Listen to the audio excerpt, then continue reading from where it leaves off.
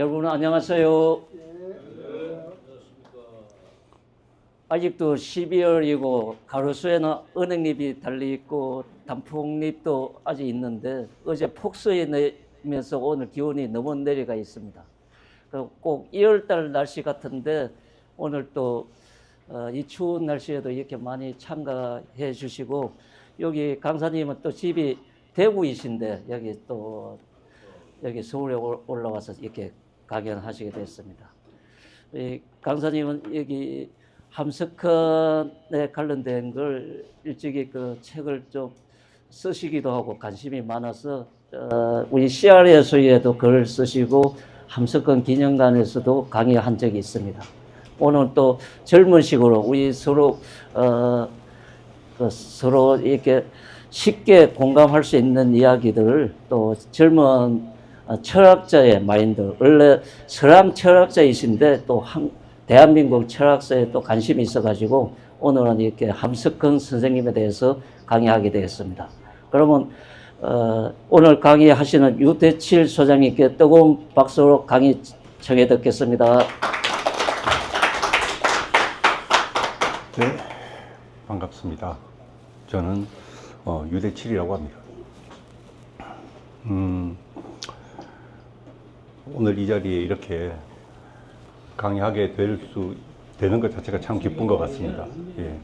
사실 오는 동안에 눈이 너무 많이 와서 기차가 계속 연착돼서 왔거든요. 그래서 시간을 못 맞추면 어쩌나 라는 생각을 했는데 다행히 제가 딱 서울역에 도착하고 바로 지하로 달려가니까 공항 열차가 바로 그 시간에 딱 와 있더라고요. 그래서 제가 딱 들어가고 문이 닫히고 7분 만에 여기 도착을 했습니다. 원래 하면 한참 늦을까 제가 한참 고민했는데, 네.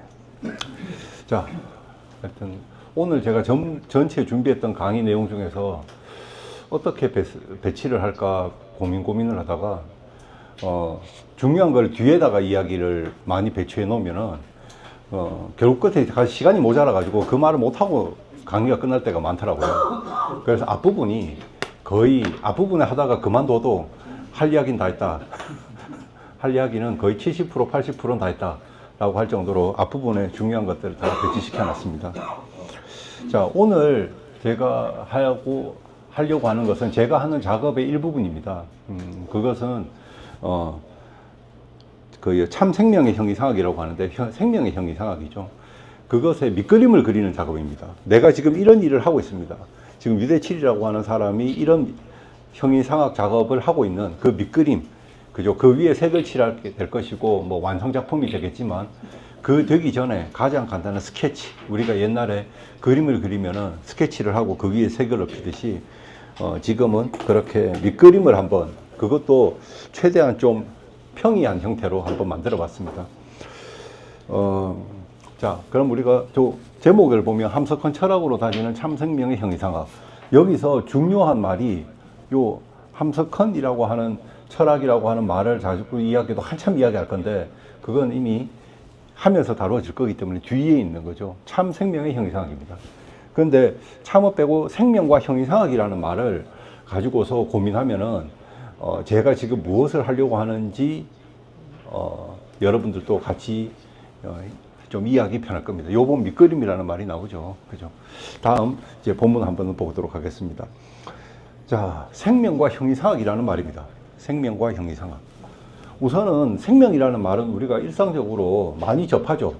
그죠? 목숨이라고도 하고, 요즘은 목숨이라는 말도 뭐 그렇게 흔하지 않지만 생명이라는 말은 많이 씁니다. 요즘 뭐 환경 문제 같은 것들도 많이 이슈화 되고, 저도 이제 근래 한동안 환경 문제 하는 곳에 가서 뭐 이렇게 뭐 토론도 하고 뭐 이렇게 발표도 하고 한 적이 있는데, 환경 문제 할 때도 보면은 생명이라는 말이 철학에서도 요즘 많이 이슈되죠. 의료 철학 이런 것에서도 생명이 많이, 생물학에서도 생명이 많이 문제가 됩니다. 생명이라는 말은 우리가 흔히 많이 쓰는 말입니다. 그리고 근데 형이상학이라는 말도 사실 우리가 많이 쓰는 말입니다. 요새 무슨 책 쓰면은 형이상학이라는 말을 많이 갖다 붙여요. 그죠? 무슨 형이상학. 근데 형이상학이라는 말의 뜻도 우리가 한번 이 기회에 그냥 한번 짚어 넘어갈 볼 필요가 있다라고 생각합니다. 그래서 생명과 형이상학이라는 말이 어떤 것인가, 이것을 한번 이야기해 보려고 합니다. 우선 형이상학이라는 말입니다. 우리가 대학교에서 배우는 이렇게 여러 학과들이 있습니다. 그죠? 그 다음에 철학에서도 배우는 분과, 예를 들어서 에티카, 라틴어로 에티카 하면 윤리학, 메타피지카 하면 형이상학, 이렇게 말죠. 근데 이것들이 그 다음에 물리학 하면은 피지카, 피직스, 물리학이라고 하면 이제 피지카, 우리 이제 철학에서는 자연학이라고도 많이 하는데, 요런 대학에서 배우는 학문의 이름들, 오랫동안 전통을 갖고 있다는 학문의 이름들이 사실은 이렇게 그 기원을 따라 올라가면 아리스토텔레스의 그 책 제목입니다.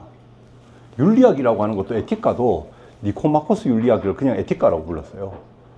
그리고 형이상학이라고 하는 것도, 형이상학이라는 학문이 원래 독립적으로 옛날부터 있던 것이 아니라 아리스토텔레스의 책 이름입니다. 아리스토텔레스의 책 이름이 형이상학이에요. 그런데 형이상학이라고 안 썼겠죠. 형이상학은 한문이잖아요. 그죠? 형이상학은 한문인데 아리스토텔레스를 한문으로 형이상학이를 쓰진 않았을 거 아니에요.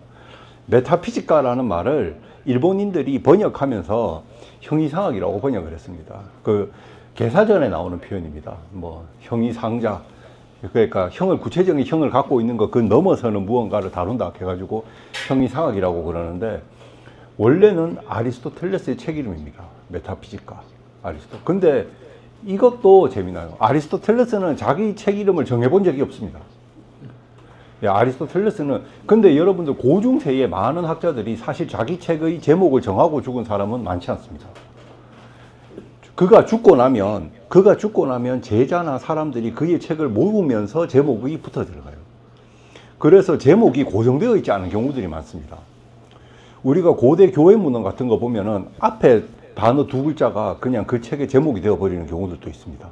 그죠? 지금 또 전통적으로 가톨교회에서 보면 앞에 단어 두 글자가 그 문헌의 제목이 되어버립니다. 그러면 아리스토텔레스도, 아리스토텔레스가 했던, 아리스토텔레스는 더 재미나게도 스스로 쓴 글이 없어요. 아리스토텔레스는 스스로 쓴 글이 없습니다. 전부 다 강의록입니다. 그 말은 뭐냐 하면, 아리스토텔레스가 강의를 하면 학생들이 받아 적었던 노트입니다.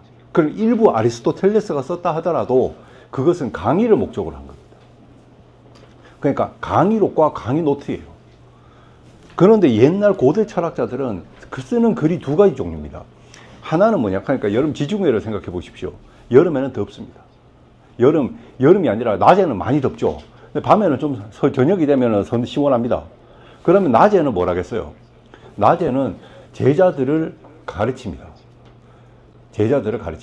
이제 교실이라던가 아니면은, 그 플라톤은 그래도 교실에서 가르쳤겠죠. 아카데미아라는 건물이 있는 곳이 있으니까. 근데 아리스토텔레스는 뭐 그렇지 않아서 이렇게 걸어 다니면서 가르쳤습니다. 그러니까 건물이 이렇게 뚜렷하게 있지 않았어요. 원래 아리스토텔레스가 그리스 사람이 아닙니다. 아테네 사람이 아니에요. 우리가 그 마케도니아 사람입니다. 그래서 외국인이라서 아테네에서 자기가 함부로 땅을 사가지고 집을 지을 수가 없어요. 지금도 그렇죠. 외국인은 다른 나라 가서 함부로 땅 사갖고 집 못 짓죠. 그죠? 그러니까 자기 제자들하고 이래 슬렁슬렁 걸어 다니면서 철학을 공부했습니다. 그러면 낮에는 그렇게 제자들과 교실에서 공부를 하건 아니면 걸어 다니면서 공부를 합니다. 그러면 저녁에는 어떻게 했을까요? 고대 철학者. 저녁에는 시민들을 만나서 철학을 이야기합니다. 왜냐하면 시원하잖아요. 그러니까 시민들이 이게 광장에 모여 있으면 철학자들이 그들과 대화를 나눕니다. 그렇기 때문에 플라톤이나 아리스토텔레스 같은 사람은, 흔히 고대 철학자는 그러니까 저술 방식이 두 가지예요. 뭐냐?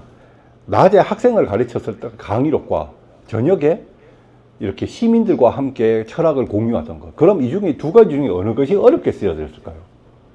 강의록이 어렵겠죠.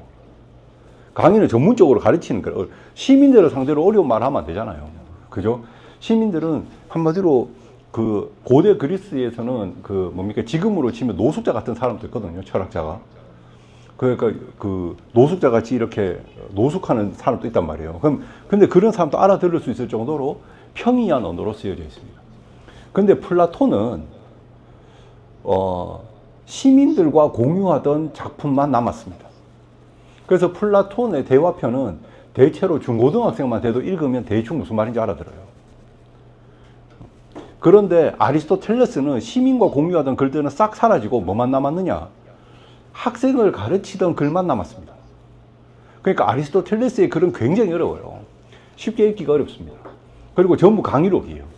자, 그런데 아리스토텔레스가 죽고 나니까 죽고 세월이 제법 지났습니다. 그 아리스토텔레스 제작이 마구온데 흩어지니까 안드로니코스라는 사람이 이거 아리스토텔레스의 작품 이러다가는 소실되겠다.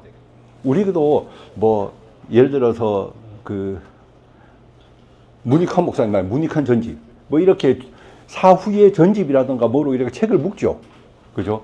살아 계실 때는 책을 더 쓸 수도 있는데 묶을 수는 없잖아요. 다 묶어놨는데 한 권 더 써쓰면 그 전집이 달라지니까. 그죠?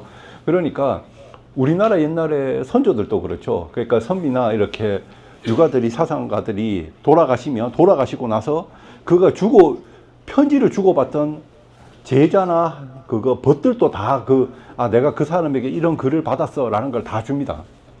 그러면은 그것이 문집이 되죠. 그래서 문집 앞부분에 보면은 서라고 하면 편지 주고받았던 글부터 쭉 전집이 다 나옵니다. 그러다가 세월이 지나가지고 내가 대구 인근에 보면 만국 김종기 선생이라는 분이 계신데 그분이 나가 편지가 좀 더 받은 게 있는데 라고 하면 속집이라고 더 붙어서 나오죠. 뒤에 우리가 개정증보판 이렇게 나옵니다.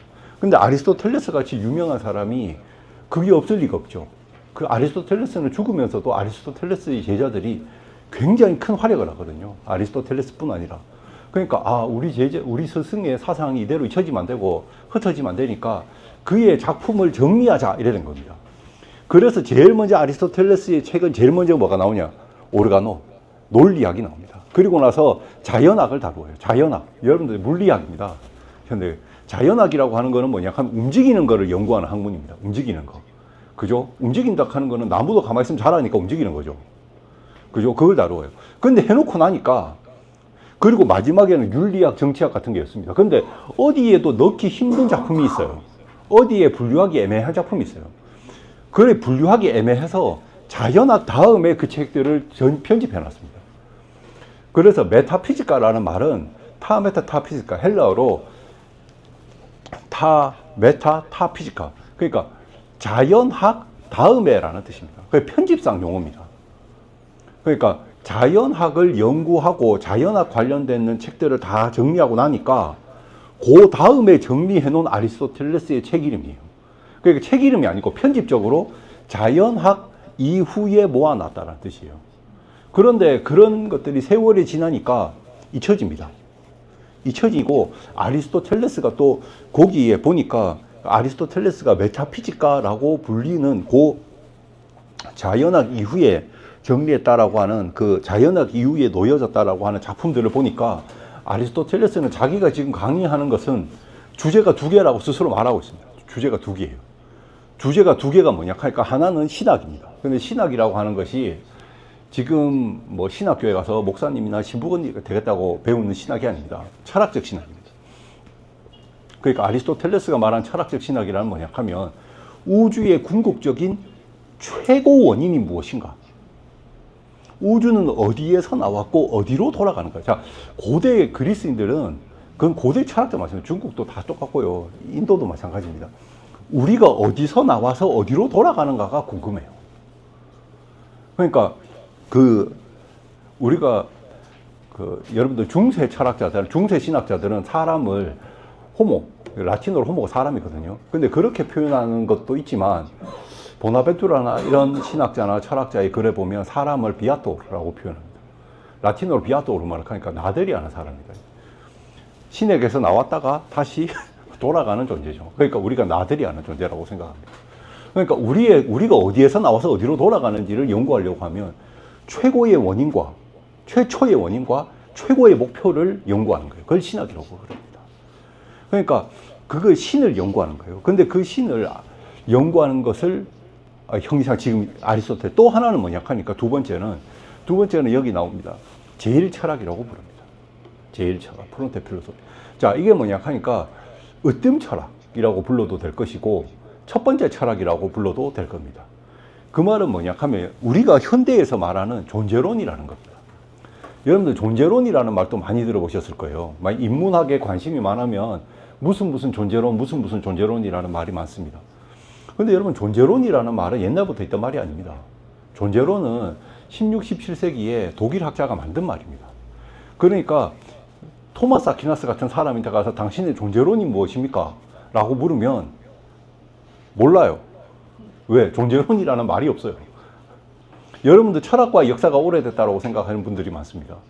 근데 철학과는요, 사실 철학과의 역사는 그렇게 오래되지 않습니다. 그러니까 19세기 정도에 철학과가 시작합니다. 그러니까 그전에는 철학과가 독립된 철학 석사, 박사 과정을 갖고 있던 게 없어요. 그럼 철학과 비슷한 게 뭐였냐 하면 대학에 들어가면 전부 다 인문학을 배웠습니다. 의사가 되건 물리학자가 되건 화학자가 되건 대학에 들어가면 전부 다 배우는 게 철학입니다. 그 철학을 다 배우고 나서, 그래서 그게 아직도 남아 있어서 의대에도 보면은 이과 이렇게 나누죠. 그러니까 옛날에는 들어가면은 다 철학을 배우는 거예요. 신학도 다 철학을. 그러니까 철학을 다 배우고 나서 철학을 배우면서 음악도 배우고 그 다음에 문학도 배우고 그거를 그러니까 자기가 석사 정도 학위를 하고 학사 그죠? 학사 정도 학위를 하면 내가 다음에 어디 갈지를 결정합니다. 아, 내가 그래도 이제 우리로 지금 학부를 졸업한 거잖아요. 학부도 지금보다 더 길었어요. 학부를 졸업한 때쯤 되면은 뭘 생각하냐 하니까, 아, 내가 신학자가 될 것인지 아니면은 법률가가 될 것인지, 그죠? 이걸 선택합니다. 근데 지금 또 그게 남아있죠. 여러분들 의학전문대학원, 법학전문대학원 이래 있죠. 그죠? 의학전문대학원, 법학전문대학원 이래 있죠. 그 다음에 신학은 전문대학원이라는 개념은 없죠. 그렇지만 신학도 여전히 우리가 가톨릭에 가면은 신학 신부가 되기 위해서 기본 과정이 6년입니다. 의대하고 똑같아요. 그게 옛날부터 남아오던 그것이 남아있는 겁니다. 1, 2학년, 1, 2, 3, 4학년 이런 식입니다. 그죠? 그러니까 그게 이때부터 있던 거예요. 그죠? 이때부터 쭉. 철학이라고 하는 것은 뭐냐? 철학이라고 하는 것도 철학과는 오래되지 않았습니다. 칸트는 철학 박사 아닙니다. 칸트는 왜 철학 박사가 아닐지 한번 여러분들 알 수 있을까요? 칸트가 철학을 가르칠 때는 철학과에는 박사 학위가 없었습니다. 철학은 독립된 박사 학 과정이 없어요. 그러니까 교수가 될 수 있는 자격을 갖고 있는 논문은 있어도 철학 박사, 그러니까 데카르트도 여러분 알아보면 데카르트도 철학 박사가 아닙니다. 칸트도 철학 박사가 아닙니다. 심지어 옛날에는 학력하고 갈릴레오 갈릴레이 같은 사람은 현대로 치면은 고졸입니다. 대학을 졸업하지 못했어요. 그런데 고졸인데 교수 됐잖아요. 그죠? 예. 그렇게 지금 우리가 철학에서 사용하는 용어들의 상당수는 사실 근대에 만들어진 겁니다. 존재론이라고 하는 것도 근대에 만들어진 겁니다. 그래서 존재론은 뭐냐 하는 거야. 존재론은 있는 것 그 자체를 연구하는 것을 존재론이라고 그럽니다. 그러니까 존재론이라고 하는 것은 있는 것 그 자체. 그러니까 신학하고는 다르죠. 신학은 있는 것 그 자체를 연구하는 게 아니고 최고 존재를 연구하는 거예요. 그죠? 우리가 나오는 제1원인, 우리가 돌아갈 최고의 존재를 연구하는 건데, 존재론, 제1철학은 그게 아니고 뭐냐 하니까, 존재 그 자체는 생각해보면 여러분들 지금 제 손에 들어있는 컵도 있죠. 근데 이 펜도 있죠. 그죠? 신도 있죠. 있다라는 점에서는 모두 다 똑같다 이거예요. 그래서 있다라는 점에서 모든 것들을 접근해 가는 거예요. 있음 그 자체. 그죠? 있음 그 자체를 연구하는 겁니다. 근데 다른 개별 학문이라고 하는 건, 여러분 개별학 들어보셨죠? 개별학. 이건 과학이라는 말이 있죠. 이건 과학이라는 말이 줄임말입니다. 분과학문이라는 뜻이죠. 분과학문. 근데 존재론은 분과학문이 아니에요. 분과학문이 아니라 존재하는 모든 것을 연구하는 것이라면, 분과학문은 뭐냐 하니까 사회적으로 있는 것을 연구하는 것. 그 다음에 살아있는 것을 연구하는 것. 살아서 있는 것을 연구하는 것. 근데 있기는 있는데 어떻게 있는 것을 연구하는 것이 분과학문이에요. 그런데 어떻게 있는 걸 연구하는 게 아니라 있음 그 자체, 있다라는 사실 그 자체를 연구하는 거를 시작해보자. 그게 존재론입니다. 근데 그것의 기원을 쭉쭉쭉쭉 타고 올라가면 아리스토텔레스가 옛날에 형이상학이라는 책에서 자기가 하는 거를 존재론이라고 부르진 않았습니다. 제1철학. 그러면은 형이상학이라는 제목을 갖고 있지만 실제로는 굉장히 난해한 두 가지가 형이상학 이름으로 같이 쓰였어요. 신학과 존재론. 그럼 우리가 지금 하려고 하는 생명의 형이상학이라고 할 때 사실 신학이라고 하는 문제도 깊이 들어가면 다 연루가 되지만 지금 우리가 쓰려고 하는 말은 뭐냐 하니까 형이상학에서 존재하는 모든 것들에 대한 학문으로서의 형이상학입니다. 근데 생명의 형이상학이니까 뭡니까? 이렇게 이해하시면 살아있는 모든 것을 살아있는 것 그 자체로 바라보려고 하는 시도입니다. 지금 저희가 그러니까 생명의 형이상학이라고 제가 하면서 하려고 하는 것은 살아있는 것을 살아있음 그 자체로 바라보려고 하는 거예요. 구체적으로 어떻게 살아있는 것 아니라, 그러니까 개구리도 구체적으로 살아있는 거죠. 구체적으로 살아있는 거를 연구하려고 하면은 해부도 해봐야 될 거 아닙니까? 맞죠? 그럼 개구리도 해부해 봐야 될 것이고, 그러면 식물도 뭐 해바라기도, 그죠? 그 연구하려고 하면 그것도 이렇게 입을 이렇게 알아봐야 될 거 아닙니까? 그죠? 그런데 그런 구체적인 것이 아니라 생명이라고 하는 것, 살아있음 그 자체를 갖고 있는 그 살아있음 그 자체를 연구하기 때문에 우리나라 말에는 영어에서는 그게 잘 안 사는데 외국에서는 우리는 살아있다라고 그러죠. 그러니까 그냥 있는 게 아니라 살아있습니다. 근데 생물학, 그러니까 제가 하는 생명의 형이상학과 생물학은 좀 다릅니다.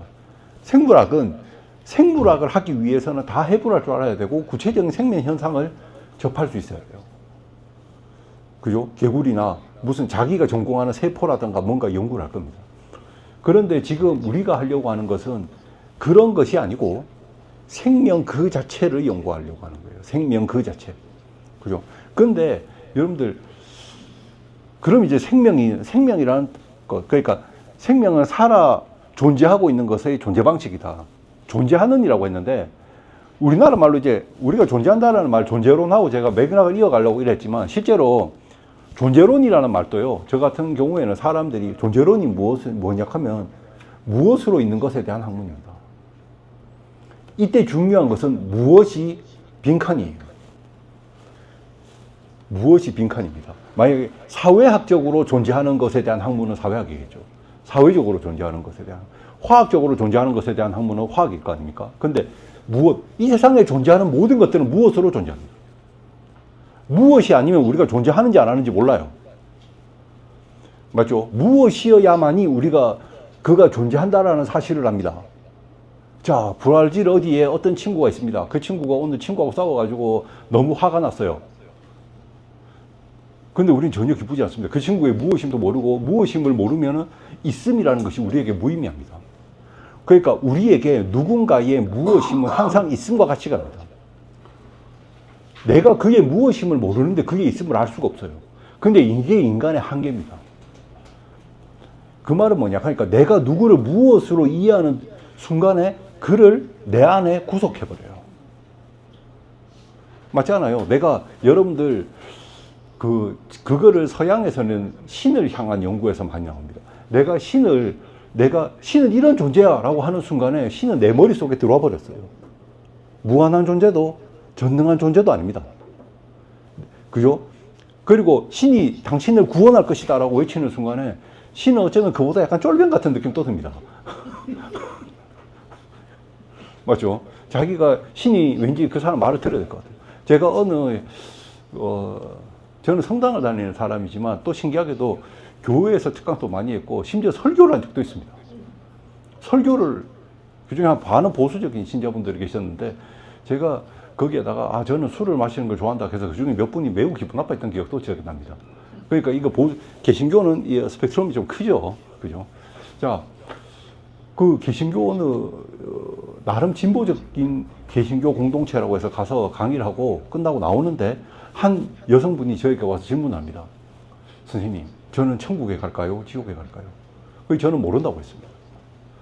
아니, 천국에 갈지 지옥에 갈지 그걸 내가 어떻게 합니까? 내가 신 위에 있는 것도 아닌데. 그죠? 그런데 우리는 살아가기 편하면 뭡니까? 내 개념화 되어버려서 구속시켜버리면 내가 살기 편합니다. 너는 천국 가. 이래 말하면서 이 말 해주면은 속이 시원합니다. 그죠? 나는 용서받았어. 너 이제 천국 가. 천국 가. 나가면서 한 2천만 원 입금해라. 그럼 너는 이제 100% 앞으로 한 200개 정도는 더 지어도 상관없다. 라고 하면 속이 시원합니다. 왜냐하면은 자기가 그 보편적 질서 속에 포함되어 버리면 자기는 흔들림 없이 그렇게 구원받을 거라고 생각하거든요. 그죠? 그렇기 때문에 우리가 무엇으로 있음이라고 하는 것에서 중요한 것은 이 무엇이라고 하는 것을 끊임없이 내가 깨고 나가야 됩니다. 그러니까 내가 누군가를 만났을 때, 아, 이 사람이 나에게 무엇이다 라고 구속하는 순간에 나는 그를 타자화 시켜버린 겁니다. 내가 누군가를 타자화 시켜버리면, 사람이 누군가를 타자화 시켜버리면 가장 먼저 하는 일이 뭘까요? 도구화합니다. 내가 하는 일이 어떻게 써먹을까를 생각합니다. 그러니까 조금 착한 사람은, 아, 내가 한 20원 손해봐도 이 친구 만나가지고 100원 벌면 됐다, 이러면 착한 거고, 그죠? 아, 내가 20원 손해보고 이 친구한테 10,000원 벌면 이 친구를 완전히 내고, 그렇게 하면 이 사람에게 많은 걸 착취하죠. 그죠? 그렇기 때문에 실제로 사람들은 누구를 만나서 그를 있는 그대로 만나는 것이, 수많은 철학자들이 있는 그대로 누군가를 만나는 것이 어떤 것인지를 연구합니다. 그러니까 칸트라는 철학자도 그 이야기를 하는 거죠. 아, 사람을 수단으로 삼지 마라. 근데 칸트는 참 잔인하게 사람 말고는 다 수단으로 삼아야 돼요. 칸트가 묻습니다. 양가죽은 누구의 것인가? 양가죽은 누구의 것입니까? 양주인의 것입니다. 그러니까 그걸 어떻게 죽여서 어떻게 벗기든지 간에 상관없습니다. 왜냐? 사람을 제외한, 인격을 제외한 모든 존재는 도구이기 때문입니다. 그러니까 사람은 사람을 수단으로 보면 안 되지만 나머지는 다 수단으로 보는 거예요. 그죠? 근데 우리가 생명이라고 하는 것, 이제 이야기가 생명으로 넘어갑니다. 자, 생명은요, 수단으로 보지 않습니다. 저는 오히려 생명체들을, 저는 대구에서도 굉장히 외곽에 삽니다. 지금은 구기가 대구에 붙어버리는 바람에 저희 집이 외곽이 아닙니다. 대구만한 땅덩어리가 또 하나 붙어가지고 대구가 굉장히 커졌어요. 그 군위가 대구에 붙었는 거는 아시죠? 예, 군위가 대구에 붙어서 굉장히 큽니다. 저희 집에서 저 북쪽 방향으로는 차를 타고 한 1시간은 달려가야지 대구에 끝이 나와요. 그런데 중요한 거는 그 1시간을 달리는 중간에 구미도 나옵니다. 그 대구 아닌 곳을 지나고 또 대구가 나와요. 그러니까 좀 신기하죠. 그죠? 굉장히 큽니다. 그죠? 굉장히 큰데, 자, 그래도 제가 사는 곳은 도농 지역입니다. 그러니까 제가 사는 곳에서 멀지 않은 곳에 논이 있습니다. 지금은 멀지 않은 곳이었고, 제가 처음 저희 아들, 딸, 와이프하고 이사 왔을 때는 논을 가는 것은 그냥 걸어가면 됩니다. 논에 간다는 것은 멀리 갈 필요, 그냥 걸어가면 됩니다. 그리고 저는 시골 인심이 좋다. 사실은 그거는 별로 믿지 않습니다. 왜냐하면 제가 조그만하게 텃밭을 가꾸고 있었는데, 내가 여기에 조그만 땅이 남고 돌아가려고 하니까 저쪽에 또 할머님이 오셨어요. 그러면서 감자 이렇게 심는 거 있어요. 아, 이거 남아 도는데 날 보고 하라는 거예요. 그래서 제가 묻었죠. 묻으면서 묻고 이렇게 다 심고 나서 이때 가려고 그러는데, 아, 그거 8,000원어치다라고 하시더라고요. 그러니까 저는 값도 모르고 이미 구입한 거예요. 값도. 그리고 그런 일들이 많습니다. 근데 어쨌든 간에 자연을 접하기가 좋습니다. 그래서 제가 제일 좋아하는 게 금호강 따라 걷는 겁니다. 저희 집에서 금호강까지 산책 가는 데는 10분이 걸리지 않습니다. 그 금호강을 따라서 쭉 걷습니다. 금호강을 따라서 쭉 걸으면은 금호강이 있는지도 없는지도 모르고, 어느 순간에 보면 금호강의 물길만 이래 보고 있어도 그냥, 아, 이게 금호강인가 난가 구별도 안 되는 무엇의 경지가 있습니다.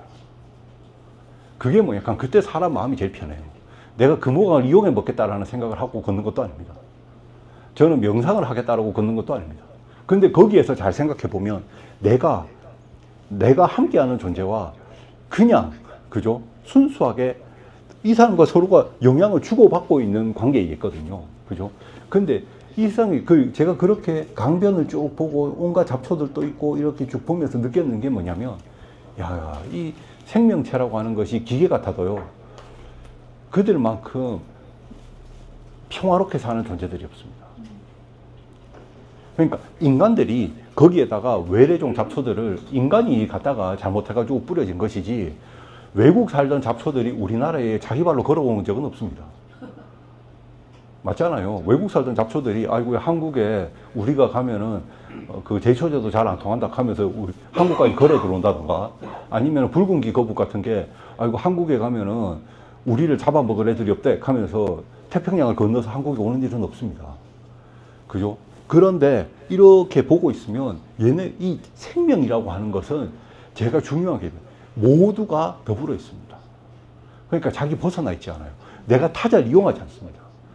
타자를 이용하는 것 같지만 실질적으로 이용하는 게 아니라 내가 이용해도 어느 순간 내 존재 전체를 내어놓습니다. 그러니까 뭐 우리가 숲이라고 하는 거 보세요. 나무가 저도 이렇게 저희 집에서 산까지 올라가는데도 산까지 올라간다는 말 자체도 좀 웃깁니다. 왜냐하면은 그냥 나가서 걸어가면 산이에요. 그러니까 산을 찾아 걸어가겠다라는 말도 좀 웃깁니다. 그 새벽에 이래 밖에 나오면 온갖 새소리가 다 들립니다. 예, 온갖 새소리. 그리고 심지어 제가 저희 마을에서 멧돼지를 몇 번 봤어요. 근데 멧돼지도요, 내가 이래 보고 놀라지 않고 그냥 가만 서 있다가 가면 지도 그냥 지 갈 길 가더라고요. 내가 소리 안 지르고 이래 가면 이게 뭐지 하고 지하고 나하고 한참 이래 보고 있다가 나는 그냥 이렇게 내 길 가면은 자기는 자기 길 갑니다. 근데 이렇게 보면 나무도 썩은 나무는 썩은 나무가 그냥 썩어서 자기 혼자 쑥 사라지는 게 아니죠. 썩은 나무가 자기 거름이 되잖아요. 그러니까 자기 모든 존재를 다 줍니다. 자기 존재가 전부 다. 그러니까 자기가 커서 크고 살아있을 때도 그 나무가 크기 때문에 거기 벌레도 엄청 붙어 먹는 거예요. 사람이 여러분들 그 포도 있지 않습니까? 포도. 제가 이렇게 그 텃밭 할 때 저는 텃밭을 친환경적으로 갖추리라. 그래서 어떤 제초제도 쓰지 않겠다. 자, 포도를 가만 놔두면 포도가 이만합니다. 포도 이만해요, 진짜로. 그런데 맛이 없어요. 여러분들 성경책은 포도 이렇게 들고 가는 거 실제로 가능하다 싶습니다. 포도 이만합니다. 근데 맛이 없어요. 그럼 인건비로 이거를 다 갈라주고 약을 쳐주면 얘가 포도가 작아지면서 당분이 아주 강하게 농축되는 우리가 아는 맛있는 포도가 됩니다. 맛있는 포도가 돼요. 그런데 이 포도가 있으면 온갖 벌레들이 다 덤벼듭니다. 근데 인간이 내 혼자 이거를 다 먹기 위해서 뭐를 뿌립니까? 약을 뿌리는 거죠. 맞잖아요.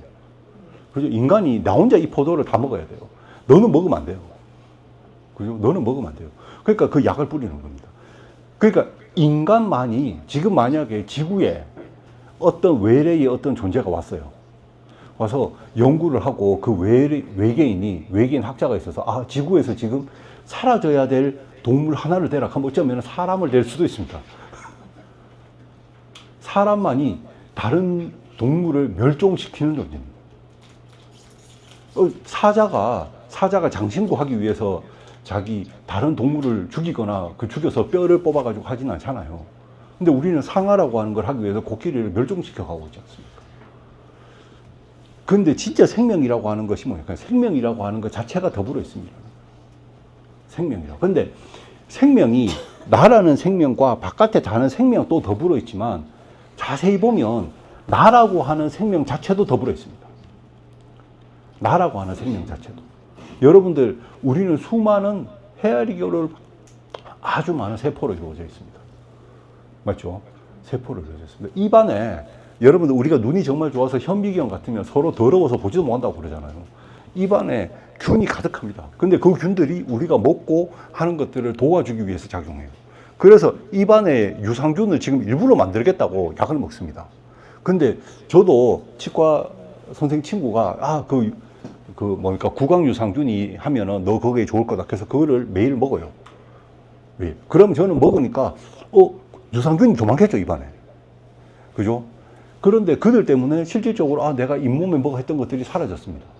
그럼 유산균은 자기가 자기 할 일 하겠지. 유산균이 내가 유대치를 도와줘야겠다. 이런 생각 안 합니다. 지는 지 잘 살라고 그런 거예요. 그런데 생명이라는 건 이런 거라고 생각합니다. 자기는 자기 잘 살라고 그 자리에서 열심히 해도 선을 넘지 않아요. 암은 왜 암입니까? 암은 얘가 지 혼자 잘 살라고 선을 넘으면 암이 되죠. 사라질 때 사라져야 됩니다. 그러니까 내 몸에 있던 애가 바뀌는 게 암이잖아요. 세균이 아니죠. 세균은 내 밖에 있던 애가 침투해 들어오는 것이고, 그죠?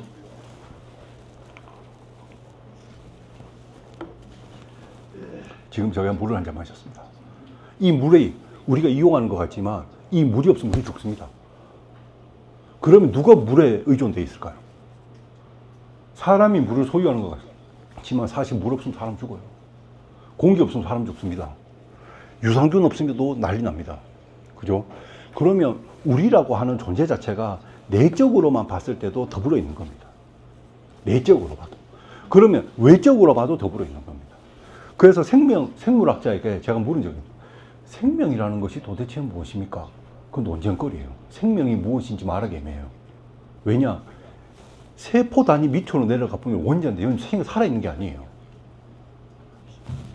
얘나 내나 기본 구성 요소는 같습니다. 지금 얘도 내하고 기본적으로 비슷한 구성 요소를 갖고 있어요. 그죠? 그런데 얘하고 내하고 다른 거는 더불어 있는 방식이 다른 겁니다. 생명 없는 존재들이, 그죠? 생명 없는 존재들이 지금 유대칠이라고 하는 공동체로 더불어 있을 때, 그때 내가 되는 거예요. 그럼 나를 구성하던 아이들이 다 흩어지면, 그걸 우린 죽음이라고 부릅니다. 그죠? 죽음이라고 부릅니다. 그러면은 제가 이야기하는 생명의 형이상학이라고 하는 것은 우리가 어떻게 모든 존재가 더불어 있다라고 하는 것. 생명 그 자체가 더불어 있습니다. 생명은 고립할 수 없습니다. 함석헌 선생님 책에 나오죠. 아, 우리는 고립을 두려워한다. 여러분들, 이때 고립이라고 하는 것은 단순한 정신적 고립 이상입니다. 여러분, 혼자 있으면 힘들죠. 그죠? 혼자 있으면 힘들죠. 깜빵 같은데 혼자 있다고 생각해 보십시오. 얼마나 힘듭니까? 그죠? 옆에 사람 있어도 제가 교통사고 나고 말을 잘 못한 적이 있습니다. 여 수술해가지고 입이 이렇게, 호수가 들어가서 말을 못하는 거예요. 그 다음에 눈이 이래 부어가지고 앞이 잘 보이지도 않습니다. 근데 의식은 멀쩡한데 내 머리만 하늘을 보고 있습니다. 천장. 그때 한일 축구를 하고 있었는데 옆에 다른 데서 막 난리가 났어요. 몇 대만 있어 소리 지르고 합니다. 근데 나는 여기도 다치고 있고 고개를 이렇게 하지도 못합니다. 오직 천장만 보고 있어요. 오직 천장만. 그럼 그것도 진짜 혼자 있는 것 같거든요. 그거 괴롭습니다. 그러다가 여러분들, 여러분 조형제 해가지고, 조형제 아시죠? 조형제. 내 몸 안을 칼라로 찌기 위해서. 자, 그래가지고 기계 안에 들어가 있는 시간도 한번 생각해 보세요. 얼마나 외롭고 쓸쓸한 시간입니까? 심지어 뇌출혈 하면은 전혀 움직이지 않고 1시간 반 동안 미동도 하지 않고 이렇게 가만히 움직이면은 다시 해야 한다. 그래서 1시간 반을 가만히 있는 게, 그거는 거의 죽을 지경입니다. 아, 내가 여기서 이 통 안에서 죽는구나. 라고 할 때 끝이 납니다. 사람은 이건 정신적인 거죠. 정신적인 고립인데, 정신적인 고립도 힘든데 아주 잔인하게 물리적인 고립을, 생물학적인 고립을 생각해 봅시다. 우리가 외부와 먹고 배설하는 것 자체가 상호작용입니다. 먹고 배설하지 못하면 죽습니다.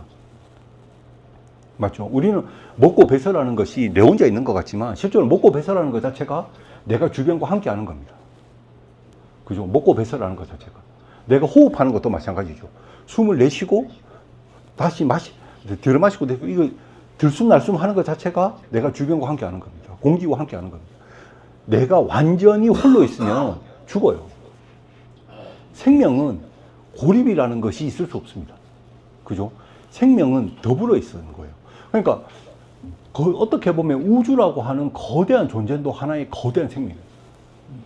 그래서 아무런 관계도 없는 것 같지만, 여기 목성이 저렇게 했기 때문에 목성의 중력으로 지구로 날아오는 많은 유성들이 실제로 걸러지기 때문에 우리가 인간이 살기 편하게 됩니다.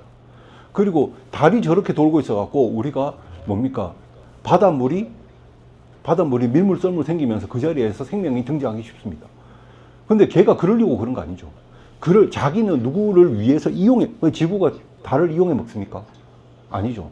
자기는 전혀 이용하지 않고 있지만 그냥 그대로 자기 그 자리에 생하면 그 자리에서 좋음이 일어나는 거예요. 그죠? 그냥 그 자리에서. 저는 그래서 자연만큼, 이거 참 순수하게 더불어 있는 경우가 없어요. 맞잖아요. 순수하게. 영어에서 I love you for money 이래 말하면 내가 너 돈 때문에 사랑한다는 말입니다. 굉장히 모욕적인 말이죠. 근데 인간만이 그렇습니다. 다른 자연에서는 돈 때문에 누구를 사랑하지 않죠. 그죠? 그러면 우리가 달에게 끊임없이 달 좋은 일 시켜줘야 될 거 아닙니까? 그죠? 근데 달은 우리에게 좋은 일을 바라지 않습니다. 그죠? 그러면 우리가 여기 보면 고립을 들란다. 한번 들어볼게요. 고립은 죽음입니다. 이거는 그냥 영혼의 죽음 이런 것만 이야기하는 게 아닙니다. 진짜 죽어요. 완벽한 고립의 상태에서 가보십시오. 여러분들, 우리가 너무나 당연하게 여기에는 산소가 없다고 생각해 보십시오. 산소와 우리가 더불어 있는 겁니다. 그죠? 산소 없으면 죽어요. 물 없어도 죽습니다. 우리는 우리가 너무나 당연히 여기는 수많은 것들과 더불어 있습니다. 그죠? 수많은 것들과 홀로 있음이 죽음입니다. 여러분들 이때 제가 이제 홀로 있음이라는 말을 쓰는데 항상 이런 말이죠. 아, 나는 나다 라고 아무리 말하지만 나라는 존재는 뭡니까? 전체 속에서 나로 있을 뿐이에요. 여러분, 뜻 있는 삶을 산다고 그러면 나 혼자 살면 뜻 있는 삶을 살 수가 없습니다.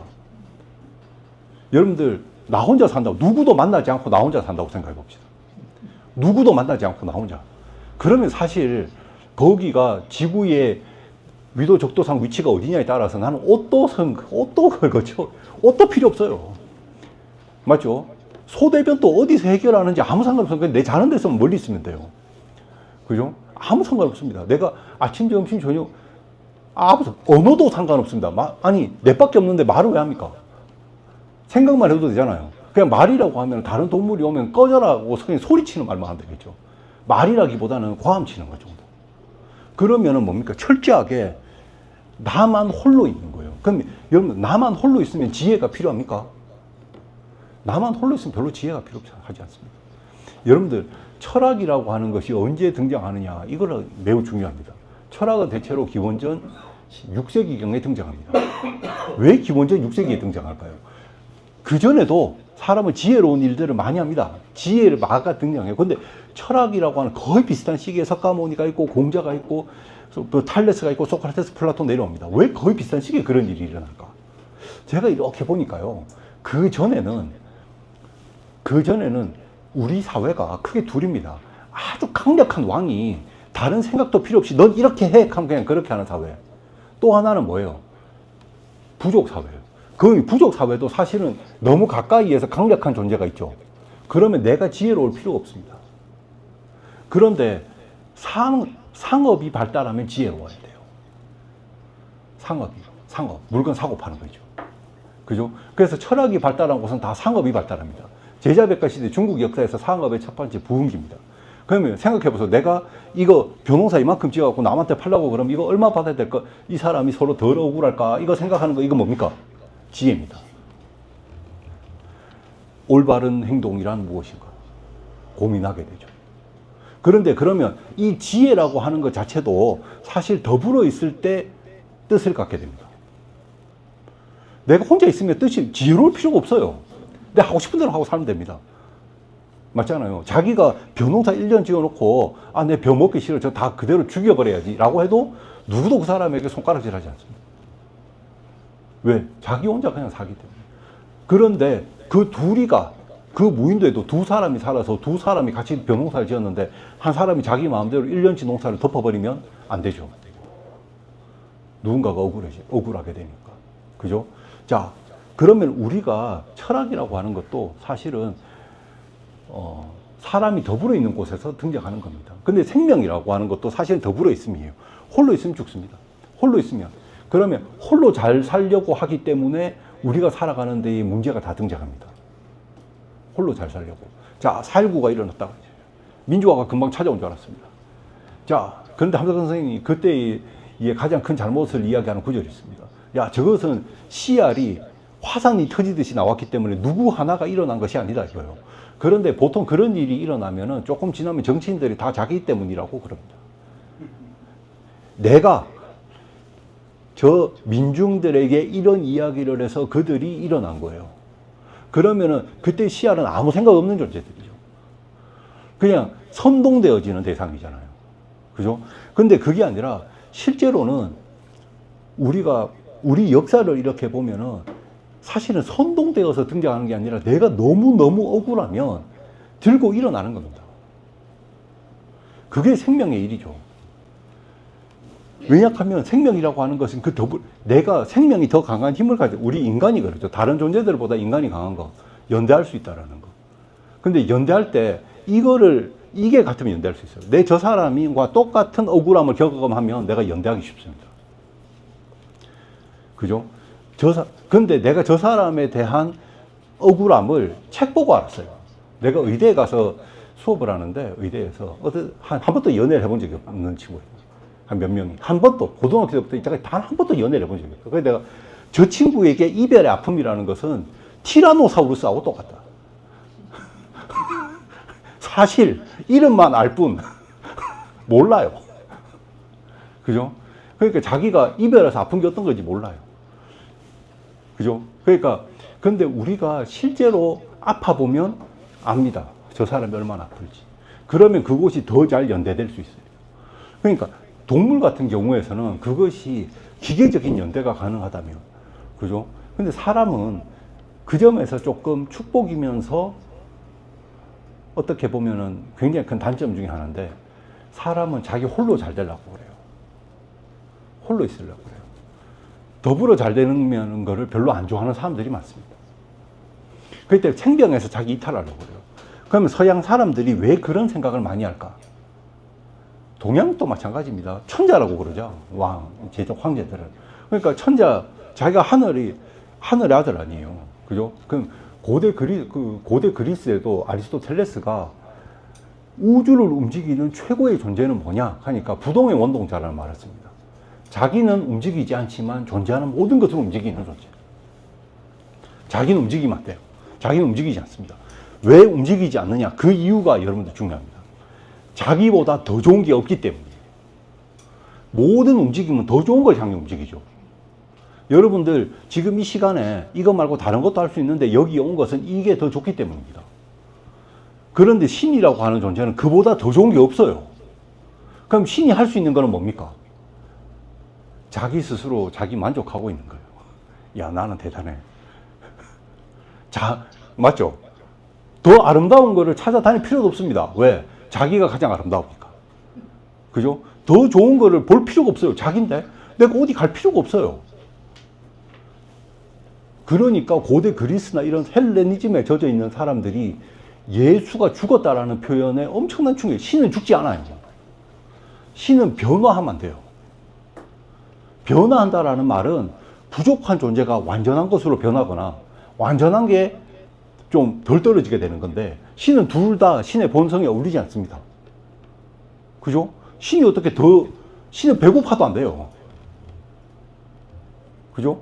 그러니까 신은 가장 완전한 존재예요. 그런데 우주에서 그만이 홀로 가장 완전합니다. 그러면 다른 존재는 다 뭐 하겠어요? 그 신을 향해서 움직일 뿐입니다. 왜? 저게 가장 좋으니까요. 맞죠? 신은 향해 움직이는 겁니다. 근데 그 신은 우리의 밖에 있어요. 그러면 신에게 얼마나 가까운가에 따라서 그 사회의 위계를 결정합니다. 신에게 가장 가까운 존재가 있고 신에게서 좀 멀리 떨어진 존재가 있고. 그죠? 그러니까 기본적인 생각은 뭐예요? 나만이 홀로 신에게 더 가까이 가면 그 사람이 좋은 거예요. 그러니까 이탈해서 어딘가로 갑니다. 그죠? 홀로 높은 자리에 올라가려고 합니다. 그런데 그러다 보니까 자기가 홀로 더 높다라고 생각하게 되면 타자를 바라볼 때 대상화하고 도구화해도 양심의 가책이 들지 않습니다. 오히려 뭐예요? 내가 그를 합리적으로 만들어줬다고 생각하죠. 좀 덜 떨어졌는데 내가 너희를 지배함으로써 너를 합리적으로 만들어줬다. 그죠? 너희가 잡신을 믿고 있는데 내가 내 신을 믿게 했으니 너희를 구원해줬다. 우리가 아리스토텔레스의 형이상학이라고 하는 책이 재미가 없어도 읽어보면 서양 사람들이 생각하는 그 왕이 어떤 존재인지를 알아갈 수 있습니다. 그러니까 서양의 왕은 동양의 왕보다 사실은 더 대단하죠. 서양은 과거 시험이 없지 않아요. 그죠? 옛날에 같으면 서양의 왕이 지나가다가 날 보고 야, 네가 국무총리 해라 하면 나는 국무총리 되는 겁니다. 과거 시험 볼 필요가 없는 거예요. 자, 그런데 그런 홀로 있음이라고 하는 것은 사실은 뭐냐 하니까 인간이 만들어 놓은 착각이에요. 우리는 홀로 있다고 생각하고 그래 살아가도 인간은 절대 홀로 있을 수가 없습니다. 무조건 더불어 있어야 돼요. 왜? 우리는 살아있는 존재이기 때문입니다. 자, 여기 보면 난 사람으로 뜻을 품고 살고 있는, 자, 사람으로 뜻을 품고 사는 것이 아니라 나와 더불어 가는 이들과 우리라는 전체 속에서 누구로 살아갑니다. 자, 이 말이 중요합니다. 우리가 살아가는데 나는 사람으로 사는 게 아니에요. 사람이라고 사람으로 사는 게 아니라 유대치로 삽니다. 이 말은 뭐냐면, 여러분들, 함성 선생님 말 보니까 물과 불의 이야기 했어요. 물과 흙. 물이 없어도 물이 없으면 흙이 무슨 소용인가? 흙이 없으면 물이 무슨 소용인가? 이런 말 합니다. 근데 물이 없어도 흙은 흙 아닙니까? 여러분들, 흙이 없어도 물은 물이죠. 물이 없다고 흙이 불 때푸는 건 아니잖아요. 그죠? 그런데 물과 흙이 만났을 때 그 자리에 뭐가 됩니까? 싹이 날 수 있어요. 뜻을 품을 수 있습니다. 그런데 물로만 두고 있으면 거기에는 아무것도 싹이 못 나요. 씨알이 그 자리에 자랄 수가 없어요. 그럼 흙으로만 두고 있으면 그 물이 하나도 없다. 안 나죠. 그러면 무엇임으로 있다라고 하는 거, 내 보편적 규정이라고 하는데, 나는 사람이다. 나는 사람이 맞지만 그 사람이라고 하는 것은 수많은 다름에 대한 하나의 수로예요. 보편적 수로입니다. 그냥 사람으로 있지만 내가 뜻을 품는 존재가 되는 거려면 나는 누군가에게 누구가 되어야 돼요. 전체 가운데 누가 되는 겁니다. 그러니까 여러분들, 누구의 누구가 되어야 됩니다. 우리는 내가 여러분들이 각자 살아가는 삶의 공간에서 여러분과 함께 살아가는 누군가의 누구가 되었을 때 내가 뜻을 품을 수 있는 자리. 그 사람이 아파할 때 내가 그와 함께 할 때 내가 그의 삶의 뜻이 이루어지는 거죠. 그죠? 근데 나는 사람이다. 우리가 사람으로 살 수 있습니까? 사람으로 사는 게 대체 뭐죠? 가만히 생각해 보면 우리가 사람으로 산다라고 이야기하지만 사람답게 사는 것이라는 말은 애매한 말입니다. 그게 뭐냐 하면 나는 나답게 산다라고 할 수 있는데 나는 또 내가 더불어 살아가는 사람들과의 자리에서 매번 달라집니다.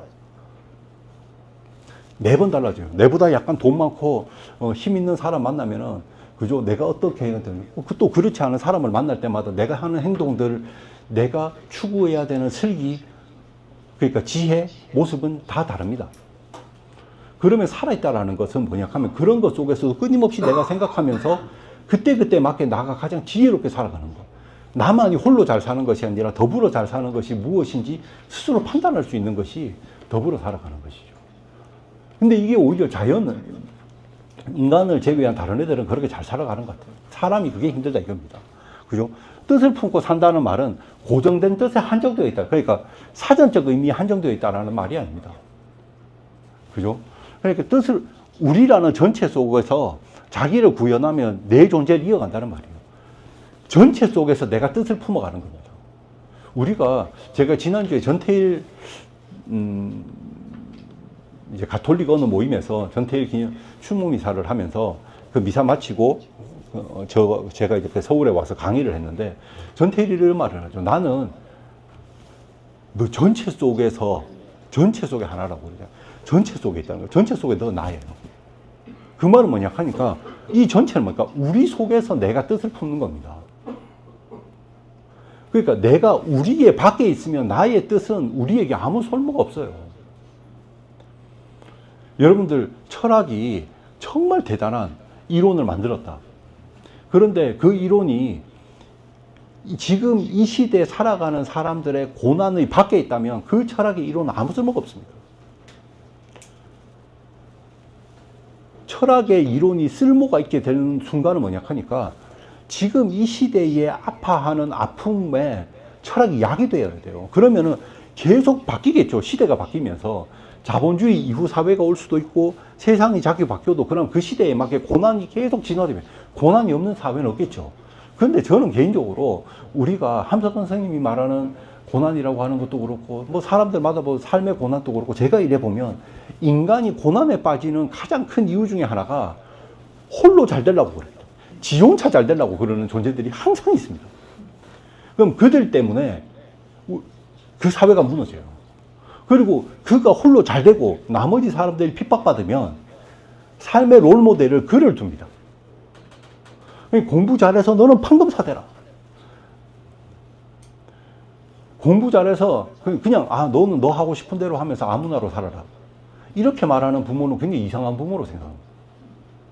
그런데 저는 개인적으로 금방 또 제 아들한테 문자가 카톡이 소리가 울리지 않고 왔지만 아들이 아이들한테 제가 하는 말은 아주 같습니다. 제 아들과 딸에게 하는 말은, 야, 아빠가 너의 삶을 고민하는 것보다 너가 너의 삶을 고민하는 것이 좋기 수백 배는 더 심각하게 너가 너의 삶을 고민하겠지. 아빠 이야기는 참고서 정도로 생각하고 한쪽 귀로 듣고 싹 날려버려도 아빠는 전혀 섭섭하지 않다. 단지 네가 하고 싶어 하는 걸 즐기면서 살아라. 삶은 자기 삶을 즐길 줄 알아야 된다. 그렇지 않으면 남의 삶을 보고 자꾸 부러워하고 하면 안 돼. 그러면 성공해봤자 남의 삶의 짝퉁밖에 안 돼요. 그리고 너 하나 때문에 남이 괴로우면 스탑, 멈춰라. 너 하나 때문에 남이 괴로우면 안 된다. 너의 웃음을 위해서 누군가의 실패와 누군가의 불행이 걸음이 되어야 된다라면 그 성공은 성공 아니다. 멈춰라. 그것만 지킨다면 돈이 있든 없든 행복하게 살 수 있다. 그러면서 제 아버지가 저에게 했던 말을 그대로 합니다. 나는 행복하다. 단지 조금 힘들게 행복할 뿐이다. 예, 지금도 조금 힘들게 행복할 뿐입니다. 근데 행복하면 된 거 아니겠어요? 자, 그러니까 전체 속에서 사람이 살아가는데 나만 홀로 나선다. 이러면은 뭐예요? 누군가에게 독이 됩니다. 나의 행복이 독이 돼요. 나의 행복이 독이 됩니다. 그러면은 그거는 참 생명이 아니에요. 내가 다른 생명에 독이 되는 존재란 말이거든요. 그죠? 그러면 내가 있으면 안 돼요. 그런 존재는. 그 존재가 있다는 것은 다른 생명을 파괴하는 겁니다. 그리고 우리 역사의 혁명은 뭐예요? 그 사람을 끌어내리는 거죠.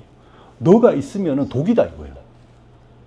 그죠? 그런데 그 혁명을 또 다른 영웅이 하느냐 아닙니다.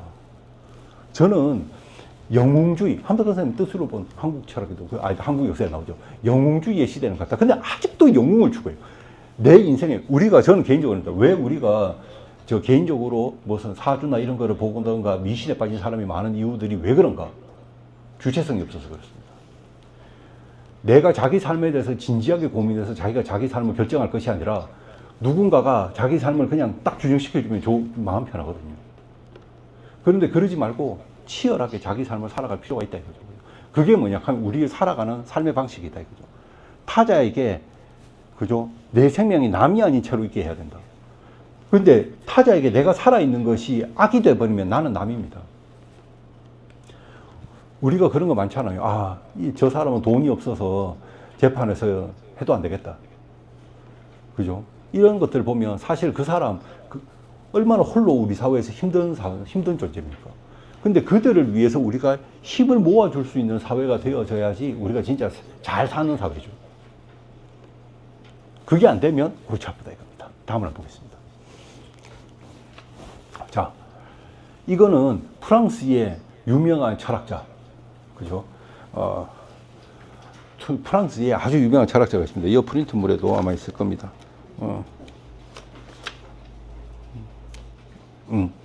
브루노 라뚜르, 거기도 있죠. 자, 우린 지구에 제대로 정착했는가라고 하는 소제목에 보면 나옵니다. 자, 라뚜르라고 하는 철학자가 있습니다. 얼마 전에 돌아가셨습니다. 작년인가에 돌아가신 철학자가 있습니다. 그 사람이 책을 썼는데 책 제목 중에서 책을 읽어보면 이 표현이 나옵니다. 우린 지구에 제대로 정착했는가. 재미나죠.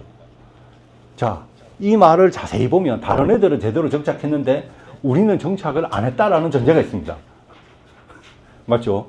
우리는 제대로 정착 안 했어요. 이때 우리가 누구겠습니까? 사람입니다. 사람. 그러니까 이 사람은 생명이라고 하는 것, 지구에 살아가는 많은 생명체들을 연구합니다. 이 사람 환경운동 같은 것들에 대한 이론적인 것들을 많이 연구하고, 근데 여러분들 환경운동 많이 공부하면요, 우리가 지구촌에 환경이 많이 훼손되어진다. 그거 연구 많이 하면, 브루노 라토르도 그렇습니다. 결국은 어디로 가겠어요? 누구를 적으로 삼아야 되겠습니까? 자본주의 사회의 인간입니다. 자본주의 사회는요, 기본적으로 홀로 있게 만드는 것이 성공이라고 생각하게 만들어요. 왜냐하면 내가 돈 더 많이 벌어야 되잖아요. 우리가 천민자본주의건, 천민자본주의라고 하니까 그러면 양반자본주의라고 합시다. 그러니까 양반자본주의가 있다. 그 양반자본주의가 있다 하더라도 결국적으로는 내가 누군가에게 돈을 뺏어요. 그래서 여러분들 중세에 10세기 이후에 자본주의가 서서히 정착할 때 돈을 많이 버는 사람들이, 여러분들 유럽에 가면은 아주 옛날 건물이 병원이나 요양원이나 고아원, 그러니까 시설로 있는 게 있습니다. 기증을 받은 거죠. 그리고 유럽 사람들은 자기가 받은 그 유산 중에 상당수를 사회에 환원합니다. 왜 그럴까요? 왜 환원하게 됐을까요? 불안감이 시작합니다.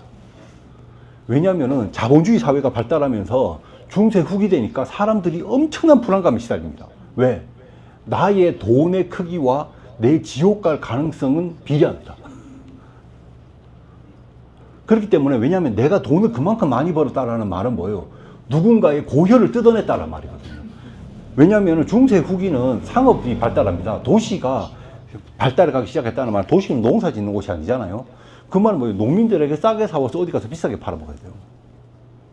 그죠? 근데 장원 사회는 오히려 농사 짓는 사회니까 자기들끼리 농사 짓고 하기 때문에 악을 좀 적게 저지를 수 있어요. 내가 농사 짓고 내 먹고 끝나겠다. 그런데 내가 과학이 발달하고 기술이 발달하니까 더 많이 농사 짓게 됐어요. 그럼 남아 돌게 되죠. 그럼 팔 때, 나는 요만큼 팔고 이만큼 이윤 남갔다. 좋아하겠죠. 하지만 그 사이에 반드시 누군가는 손해를 봐야 됩니다.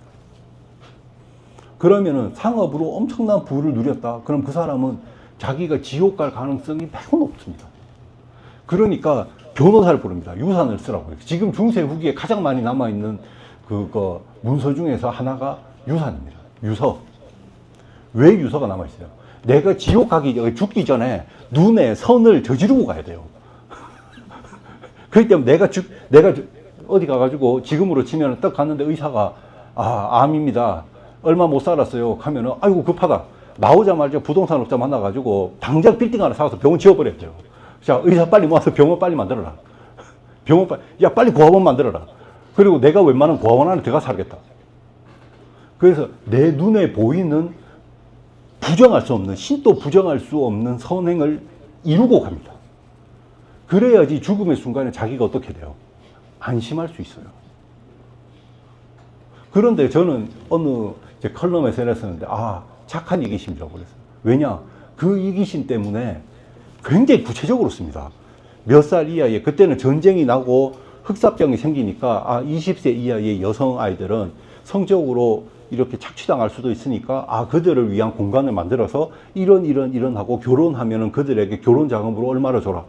굉장히 구체적으로 작성합니다. 그런데 그것이, 이 사람 천국 가고 싶은 이기심으로 했잖아. 라고 하지만 그 덕에 혼란기에 많은 가난한 사람들이 살아갑니다. 그죠? 살아갑니다. 그게 불안감이에요. 그러면은 지금 생각해보세요. 근데 지금의 자본가들은 그때의 자본가들보다 속 편하게 나쁜 짓을 저질러도 전혀 불안하지 않아요. 왜? 어차피 죽으면 땡 끝이기 때문에. 살아있는 동안에 최대한 나쁜 짓을 많이 하고 즐기고 다 즐기고 가는 것이 가장 합리적인 판단이라고 생각할 수도 있습니다. 그러니까 뭐예요?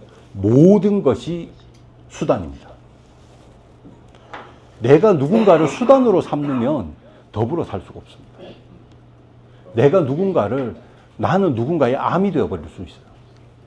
그런데 여러분들 암세포가 지는 살라고 그런 거 아니겠어요? 그죠? 암세포가 살아갖고 그 몸을 다 먹으면은 그 사람과 함께 죽습니다. 그죠? 그냥 다 죽는 거예요. 그죠? 그러니까 마찬가지죠. 그러니까 여기도 뭐 이런 건 아닙니다. 약육강식을 근본으로 삼던 문명이 차차 그 목표가 허상인 것을 알기 시작했다. 왜냐? 우리가 이걸 보면요. 사람들이 살아가면서 오랜 시간 동안에 진화라는 말 있죠. 함석헌 선생님이 말하는 진화라고 하는 것도 약육강식과 같이 생각하면 안 됩니다. 약육강식이라고 하는 것은 그 부자가 잘 살아가는 것. 약육강식의 원리를 진화가 같은 원리로 생각하는 사람이 제국주의자가 됩니다. 그러니까 뭐예요? 못 배우고 이런 나라는 너희 조상 탓이에요. 그리고 민족성 탓입니다. 그러니까 우리가 가서 너희를 똑똑하게 만들어주고 부자로 만들어주면 오히려 고마워해야 돼요. 그죠? 야, 누구처럼 이렇게 이 형편없는 민족성을 갖고 있는 아이들 우리나라도 그렇잖아요. 일본과 우리나라의 관계에서도 그렇게 생각할 때 일본 사람들이 사과하지 않죠. 약육강식의 세계라고 하는 것은 여러분 정말로 자연이 더불어 있음과 약육강식은 공존할 수 없습니다. 그런데 정말로 자연이 약육강식의 원리로 움직였다 하면 벌써 멸종하지 않았을까요? 맞잖아요. 벌써 멸종했을 거 아닙니까? 코끼리하고 사자나 호랑이랑 싸우면은 서로 싸우지 않죠. 왜냐하면 코끼리가 공격하면 사자한테 지지 않습니다. 왜냐하면 근데 코끼리는 초식인데 굳이 걔를 때릴 필요가 없고, 호랑이와 사자도 이래 보면은 지보다 덩치도 훨씬 크고 힘도 더 큰데 굳이 공격할 필요가 없죠. 그런데 만약에 사람이라면 생각이 달랐을 겁니다.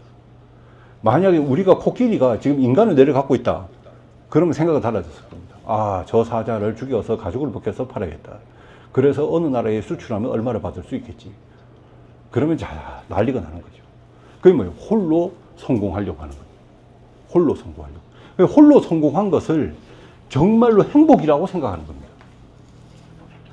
그러니까 홀로 성공한 것을 홀로 행복이라고 생각하는 것이 그게 자연의 원래 이치다. 다르게 말하면 그게 생명이라는 거예요. 근데 안 그렇습니다. 여러분들 여기 글을 읽다가 보면 화로유라는 동물이 나옵니다. 화로유는 척추동물의 원시적 형태인데 아직까지도 변하지 않고, 인간이나 척추동물의 원시적 형태니까 이상 존재하는 모든 척추동물들이 생기기 이전부터 있었던 존재잖아요. 그러니까 그 존재는 얼마나 단순하냐면, 자, 척추가 관절로 있는 것도 아닙니다. 한마디로 짝대기가 하나 있어요. 앞에 구멍, 뒤에 구멍이 있습니다. 그리고 요 중간에 소화기관이 있어요. 뇌도 없고 심장도 없습니다. 핏줄이 알아서 이렇게 자기가 핏줄이 알아서 운동을 하면서 피가 순환하고 그 심장이 없어요. 뇌도 없습니다. 그리고 뭐가 있어요? 입을 벌리고 그냥 다니고 있어요. 그러면은 물이 들어가겠죠. 소화기관에서 걸러지겠죠. 그리고 동시에 배설됩니다. 이것 말고 할 줄 아는 게 없어요. 그런데 그게 척추동물의 가장 원시적 형태거든요.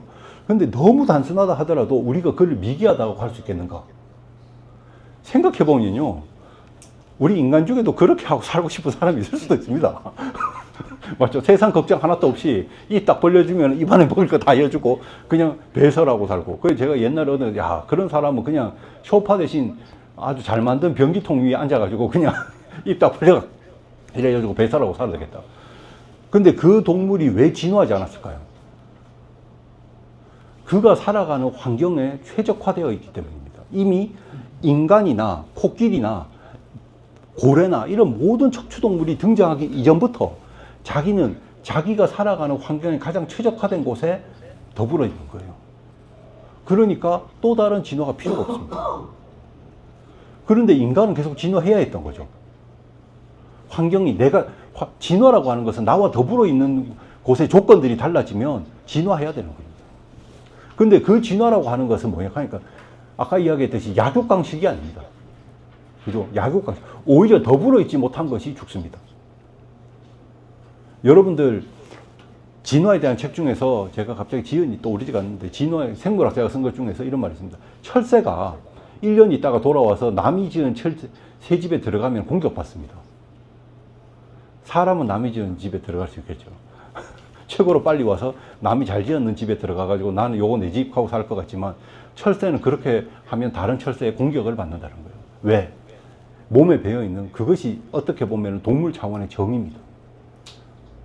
그러면은 너가 그걸 차지하면 작년에 너 정말 그 열심히 지어내는 다른 데가 새로 짓거나 뺏긴 거잖아요. 그죠? 그러니까 동물이라고 하는 존재들 역시도 철저히 더불어 있다라는 거예요. 자기 혼자 홀로 잘 살려고 그런 게 아닙니다. 그게 생명이라는 겁니다. 여기서 보면 약육강식, 우리라는 전체는 씨알로 더불어 있다. 근데 여러분 생각해 보면 씨알이라고 하는 생명체 중에서 씨나 알을 만큼 무력한 존재가 없습니다. 근데 여러분들 무력하다라고 하는 존재, 그 무력하다라고 하는 거를 표현을 잘 보면요, 철학적으로 이래 보면, 근데 씨나 알만큼 힘이 강한 존재도 없어요.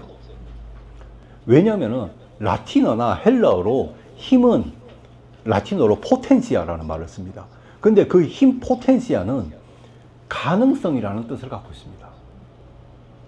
그러니까 지금 얘가 과일을 못 만들 뿐이지, 맞지 않아요? 사과씨를 갖고 왔다 해서 그 사과씨가 지금 과일을 못 만들어요. 하지만 얘는 힘이 있어요. 뭐? 이 안에는 과수원이 들어있을 수도 있습니다. 맞죠? 과수원이. 왜? 이 안에가 사과가 한 그루가 됐고 그 한 그루에서 또다시 하면 과수원이, 그러니까 이 씨알 하나는 과수원이 이 안에 중첩돼 들어가 있어요. 그런데 중첩된 과소원이 들어가 있는데 그게 당장 자기가 싹을 내는 데부터 고난 아니겠습니까? 싹을 내기 위해서도 더불어 있어야 돼요. 물과 흙과 공기와 바람, 햇빛이 더불어 있어야 됩니다. 근데 물과 햇빛, 바람, 공기가 더불어 있고 이 더불어 있기 위해서는 자기가 어떻게 해야 됩니까? 자기 살을 가르고 또 뿌리를 내야겠죠. 가만히 앉아있다고 더불어 있게 되는 게 아니라 자기가 자기 정치하지 않고 자기 살을 가르고 나가는 노력이 필요합니다. 그래야지만이 더불어 있어요. 가만히 앉아있다고 누가 더불어 있게 해주진 않죠. 그죠? 그런 내씀이 있는 겁니다. 그죠? 그러니까 시, 그리고 알, CR이라고 하는 존재도 이래 보면 정말 그 자체로 무력한 존재입니다. 근데 이게 철저히 홀로 있을 때 무력해요. 맞죠? 홀로 있을 때 아무데도 쓸모가 없죠. 사실 우주 공간에 진공의 어느 공간에 그냥 해바라기 씨를 두면 얘는 해바라기 씨도 아닙니다. 왜냐하면 해바라기가 될 가능성이 제로예요. 힘이 없습니다. 진공이란 말은 뭐예요? 더불어 있는 것이 아무것도 없다라는 거잖아요. 공기도 물도 아무것도 더불어 있지 못하는데 그게 뭐가 되겠습니까? 그러니까 CR이라고 하는 존재가 홀로 있으면 안 돼요. 그럼 역사적으로 보면 CR이 홀로 있으면 무력하고 억울한 삶을 살게 됩니다. 여러분들 CR이 연대해야만 하고 생각하는 CR이 되어야 된다. 그죠? 왜? CR이 그냥 혼자 있으면 눈치 보게 됩니다. 강자의 눈치를 봐요. 강자의 눈치를 봅니다. 왜? 생존하기 위해서. 연대가 안 되거든요. 왜? 그럼 연대를 하면 다음 이 판을 한번 화산처럼 뒤집어 볼까도 생각해 볼 수 있지만 CR이 혼자 있으면 무력합니다. 한 방울, 그러니까 물 한 방울이 무슨 힘이 있겠습니까? 그 물이 더불어 전체를 이루고 강이 되고 바다가 될 때 물이 세상을 살게 합니다. 물 한 방울만 진공에 이렇게 있으면 물은 다른 생명에게 생명을 불어넣지 못합니다. 근데 물이 뜻을 품는 존재가 되기 위해서는 더불어 있어야 돼요. 물이 물과 더불어 있어야 되고 물이 물 아닌 것과 더불어 있어야 됩니다. 그죠? 그러니까 세포로 더불어 있어야 내가 되는 거고 또 세포가 세포 아닌 무엇과 더불어 있어야지 우리가 사회가 되는 거 아닙니까? 그러니까 우리가 더불어 있다라는 것, CR이라고 하는 것도 그 내면을 보고 내면의 힘이 내면에 더불어 있음이 있지만 그 외부도 더불어 있어요. 그것이 진짜 살아있는 겁니다. 그렇지 않으면 인간은 살아있을 수가 없습니다. 그러니까 여러분들 그 사람을 바보로 만드는 그 옛날에 독재하던 사람들은 사람을 바보로 만드는 걸 좋아하죠. 그 다음에 모여서 연대하는 걸 못하게 하고. 여러분들 왜 19세기에 조선 후기 19세기에 100년 동안 끊임없이 항쟁이 이루어졌는가? 동학 농민항쟁 또 그 중에 하나죠. 끊임없이 항쟁. 왜 그렇게 됩니까? 여러 가지 생각 중에 저 대한민국 철학사에 보면 나오지만 우리가 예를 들어 그 당시에 그 판소리라든가 이런 거 보십시오. 한글 소설이 또 유행하죠. 그럼 뭐예요? 비슷한 사연으로 억울함을 겪고 있는 것을 공유하게 되면 이거로 이 사람도 힘들어하는구나. 나도 힘든데. 저 사람도 힘들구나. 나도 힘든데. 그러면은 일어날 수 있습니다. 그 점에서 요즘은 훨씬 더 그게 빠르게 일어나죠. 그죠? 컴퓨터 세상이니까. 그죠? 훨씬 더 실시간으로 내가 당하는 아픔에 대해서 연대할 수 있는 세상이 온 겁니다. 그렇기 때문에 CR이 더 큰 힘을 가질 수 있는 거죠. 그죠? 그게 CR의 생명입니다. CR이라고 하는 거는 그 내면적으로도 여러 가지 가능성이 중첩되어 있지만 그 여러 가지 가능성이 중첩되어진 그 중첩된 가능성이 현실화되기 위해서는 자기 외 타자와 또 더불어 있어야 됩니다. 그 타자를 남으로 두지 않고 우리라고 하는 것 속에서 더불어 있어야 됩니다. 그래야지 전체 속에서 CR이 뜻을 품고 존재할 수 있는 겁니다. 다음 볼까요?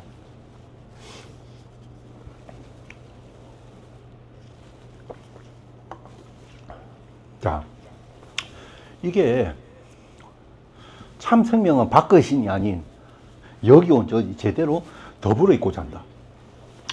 자, 이게 제가 생각하는 제가 그 함석헌의 철학을 토대로 해가지고 생명의 형이상학을 할 때 서구의 전통 형이상학과 차이를 두려고 하면 서구의 전통 형이상학이란 굳이 서양만 이야기를 하는 겁니다. 이 땅에 있었던 동양의 저 유교도 마찬가지입니다. 유교도 마찬가지예요. 유교도 유교가 주장하는 거나 서양이 전쟁, 우리가 오랜 시간 동안에 여러분들 조선이라고 하는 사회도 여러 가지 좋은 점이 있지만 여러분 조선 시대에 예를 들어서 내가 나를 억울하게 두드러 패는 양반 신고하면은 내 신고 받아주지 않습니다. 내가 맞아요. 법으로 정해져 있습니다. 그 세종 때 만들어졌어요. 그러니까 내가 그런데 오직 내가 신고하는 것 중에서 천민이 양반을 신고할 때 요거만 신고 받아줍니다. 그건 뭐예요? 역성혁명 일으키려고 할 때. 그러니까 너 왕에서 무너뜨리려고 하는 걸 신고하면 받아주는데 그게 아니고 천한 것이 양반을 신고하면 내가 맞습니다. 왜? 조선의 위계를 무너뜨리는 거예요. 감히 네가 이런 천한 것이. 그러니까 우리나라는 참 슬프게도요. 한글 창제를 했지만 한글이 철학의 언어가 되지 못했습니다. 한글을 근데 왜 창제했습니까? 중앙집권 국가를 만들기 용이합니다. 그러니까 왜냐 하면은 그 유교의 가르침을 한글로 써서 알려주는 거예요. 그럼 편하게 알려주겠죠. 그죠? 근데 그 와중에서 민중이 서서히 한글 알아가다 보니까 자기대로 다시 한글 소설도 쓰게 되고 이러지만 실제로는 우리가 조선의 유교라든가 아니면 서양의 형이상학이나 기존의 그 동양에 있었던 것들, 저는 그조차도 좀 비판적으로 보는 편입니다. 자, 그와 다르게 지금 우리 시대에 필요한 형이상학이 어떤 것인가라고 하면 우리 밖을 추구해서는 안 된다라는 거예요. 그러니까 우리 지금 그 존재를 굳이 종교적인 언어로 하면 신이라고 하겠지만 철학으로 이야기하면 최고 원리라든가 가장 완벽한 존재라든가 이런 존재가 우리의 밖에 있지 않다는 거예요. 우리의 밖에서 그가 참 뜻을 가지고 있다라고 한다 하면 우리에게 무용한 겁니다. 나는 죽으면 거의 도달할 수 있다. 아이고, 그러면 저는 됐다라고 할래요. 저는 죽어서 이루어진다. 아이고, 그건 별로입니다. 살아서 이 땅에 이루어져야죠. 제가 대단한 사람이 아니지만 주님의 기도 풀이 강의를 한 적이 있습니다. 그때 보면은 가장 중요한 게 저는 이런 거예요. 하느님 나라가 이 땅에 이루어지게 하는 거예요. 하나님 나라가 이 땅에 이루어져야지 죽고 나서 내가 간다라고 하면은 노력할 게 없습니다. 노력할 게 없어요. 이 땅에서 뭘로 노력합니까? 계속 마음대로 살다가 끝에 이렇게 용서해 주세요 하고 이렇게 천국 가면 되잖아요. 맞잖아요. 근데 이 땅에서 내가 홀로 있으려고 하는 내 이기심을 극복하고 더불어 있으려고 나아가는 그 노력이 신앙이라고 생각합니다. 그러니까 신앙이라고 하는 것은 제가 여기도 함석헌 선생님이 이런 말이 있습니다. 여기나 뭐 이런 거 있죠. 무신론자건 유신론자건 너가 어떤 사상을 갖고 있든지 그게 중요한 것이에요. 뜻을 품는다는 것은 뭐냐 하니까 그 뜻을 품는다라는 것은 전체 가운데서 너가 뜻을 가지는 거거든요. 내가 전체 가운데 뜻을 가지기 위해서는 내 혼자 홀로 잘나가고 남 앞에서 명령하는 사람이 되라는 말은 아닙니다. 내가 설령 남보다 더 많이 안다 하더라도 내가 누군가의 명령권자가 되는 게 아니라 오히려 자기를 더 많이 내어주면서 걸음이 되어야죠. 나조차도 씨알로 되어져 버려야 된다.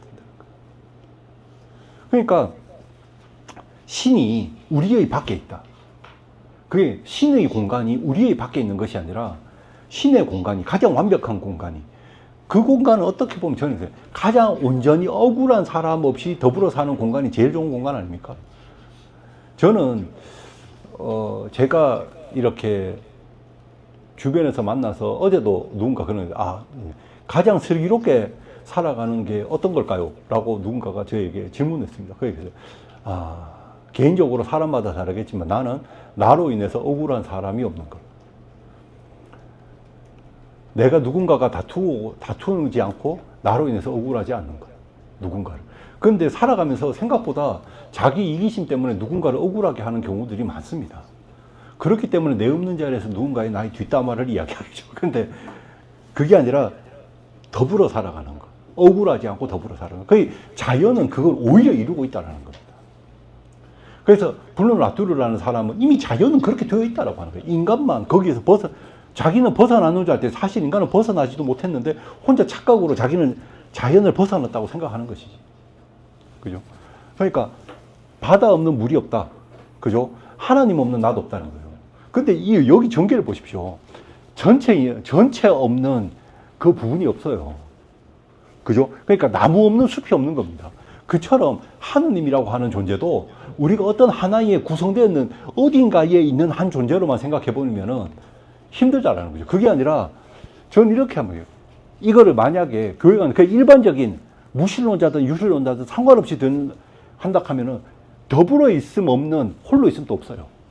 내가 정말 제대로 잘 홀로 있다라고 한다면 더불어 있음 가운데서 뜻을 품고 있어야 됩니다. 바다 가운데 바다 없는 물이 없어요. 바다에 물이 근데 썩은 물이 있으면 곤란하잖아요. 그죠? 그러면 바다를 오염시키는 그것도 균이 될 거 아닙니까? 그죠? 그러니까 물이 바다 안에 있고 물이 바다 안에 있고 바다가 물 안에 있다. 하나님이 내 안에 있고 내 안에 하나님이 있다. 그러니까 이런 관계. 그게 이제 그러니까 그러니까 제가 저의 언어로 표현하면 그렇습니까? 우리 안에 나 아닌 너가 우리 안에 남이 되어서 나타나는 거야. 우리라고 하는 존재 안에서 너가 남이 되지 않는 거죠. 그럼 어떻게 됩니까? 우리 안에서 너의 아픔은 나의 아픔이에요.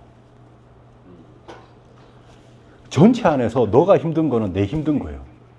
그런데 서로가 흩어져서 다 홀로 살아가는 세상이 오면 너의 아픔은 그냥 남의 아픔이에요. 내가 너 억울한데 내가 왜 소리칩니까? 제가 신혼살림을 차렸던 대구 동구의 어느 곳 앞에 가면 옛날에는 교수마을이라고 불렀는데 거기 조그마한 출판사가 있었습니다. 지금 없어요. 출판골목이었는데 지금은 단 한 곳도 남아있지 않습니다. 거기에서는 옛날에 대구가 좌도였던 시절 온갖 불온 서적들이 거기에서 찍혀나왔습니다.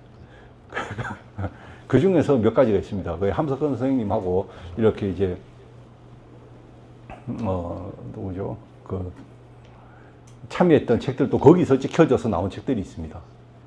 그런데 그때도 이런 뭐 그러니까 전태일. 여러분들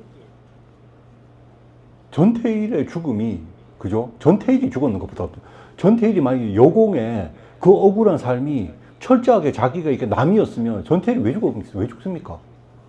그냥 너가 덜 배우고 가난한 집 딸이라서 그래. 그냥 이번 삶은 재수 없다 생각하고 살아라. 그런데 그게 아니라 여공의 그 억울함이 자신의 억울함이기 때문에 시대에 횃불이 되고 있어 자기 몸에 불을 지르는 겁니다. 그러니까 우리 안에 너의 억울함이 남의 억울함이 아니라는 거죠. 그럴 때 그게 진짜 제대로 더불어 있는 것이고 그래야지만이 모두가 덜 억울한 세상을 이루어갈 수 있습니다.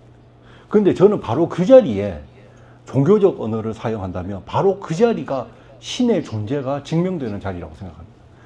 신의 존재라고 하는 것은 신학자나 철학자가 이론으로 증명하는 자리가 아닙니다. 이론으로 증명되면 아까 이야기했듯이 그 신은 신학자나 철학자의 관념 속에서 완성되어지는 신입니다. 신의 존재는 현실에서 여러분들 자본주의 사회에서 제일 큰 기적은 무엇일까? 나에게 전혀 돈이 되지 않는데 내가 그 일에서 나의 기꺼이 희생하는 겁니다. 그게 기적입니다.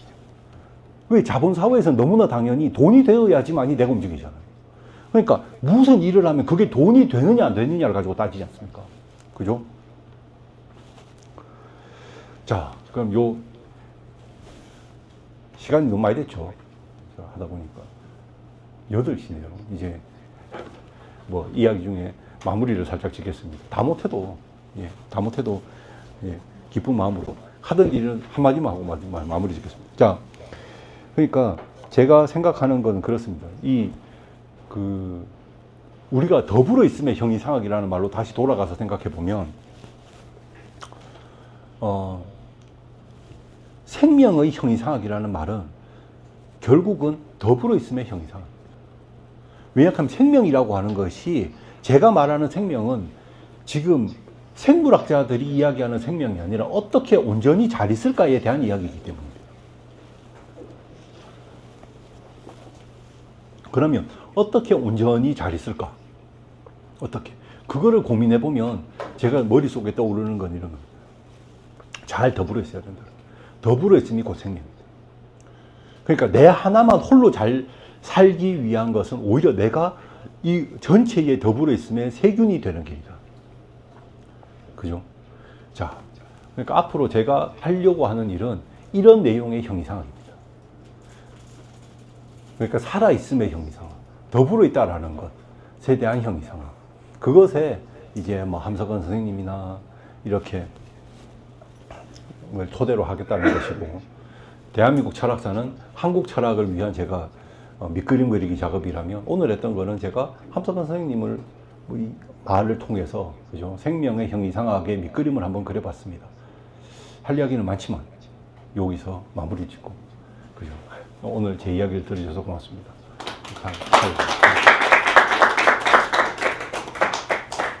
네.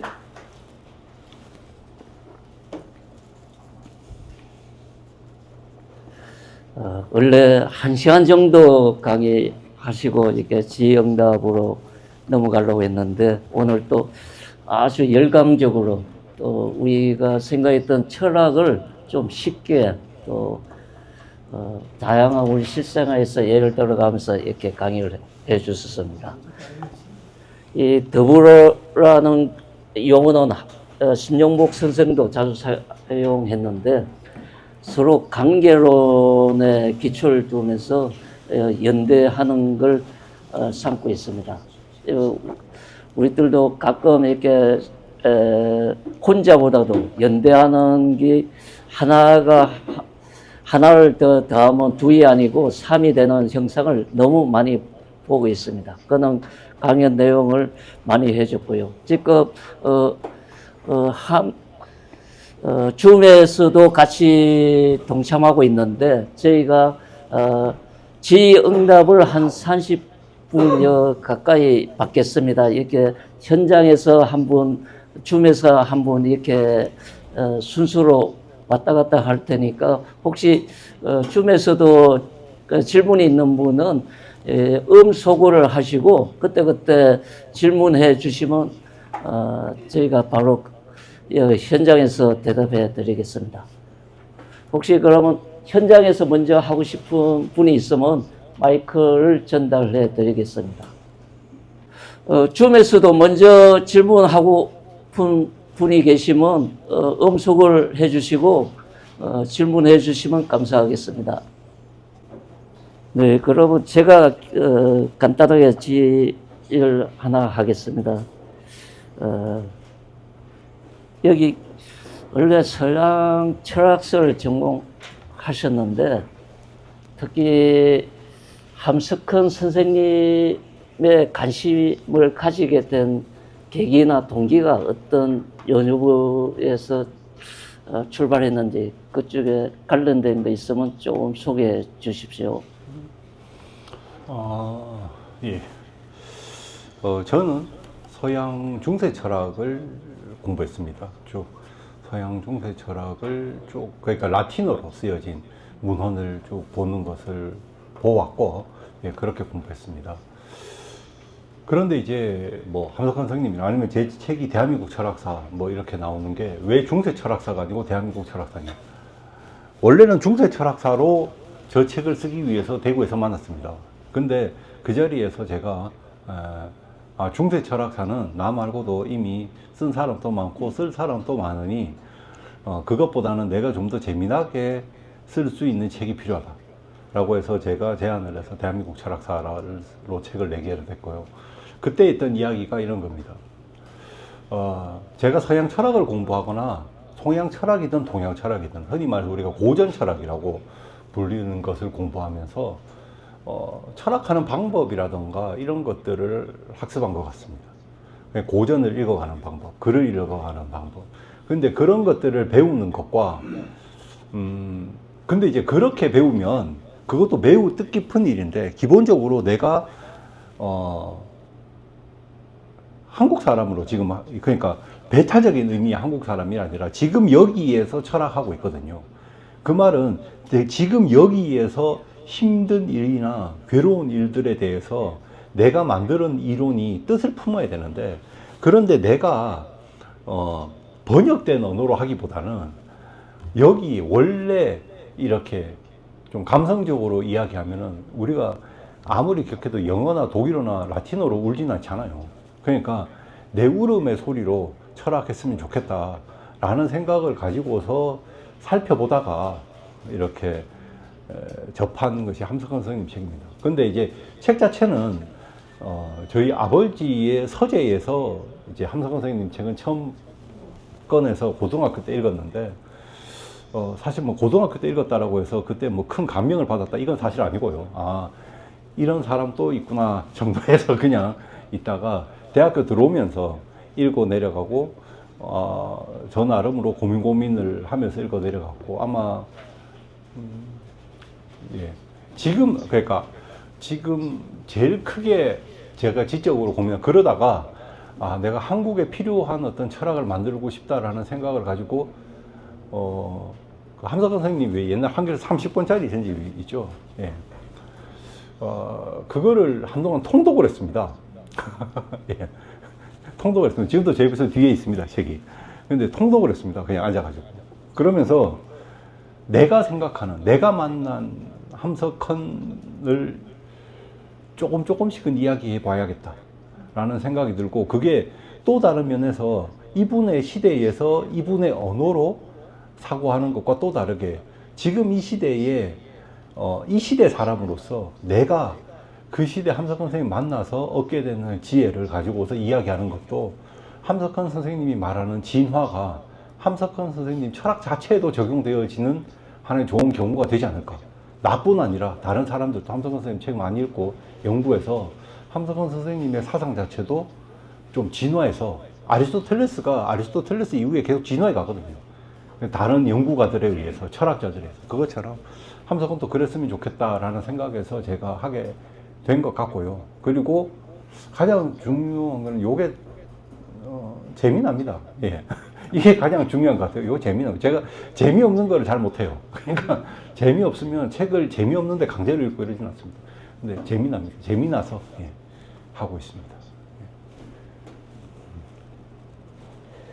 네, 함석헌의 씨알 사성은 우리 민중하고도 밀접하게 관련이 있습니다. 우리 사회적 약자나 보통 대부분의 살아가는 분들의 실생활에 느끼는 감정과 이런 게 쉽게 공유할 수 있는 부분이 많은데요.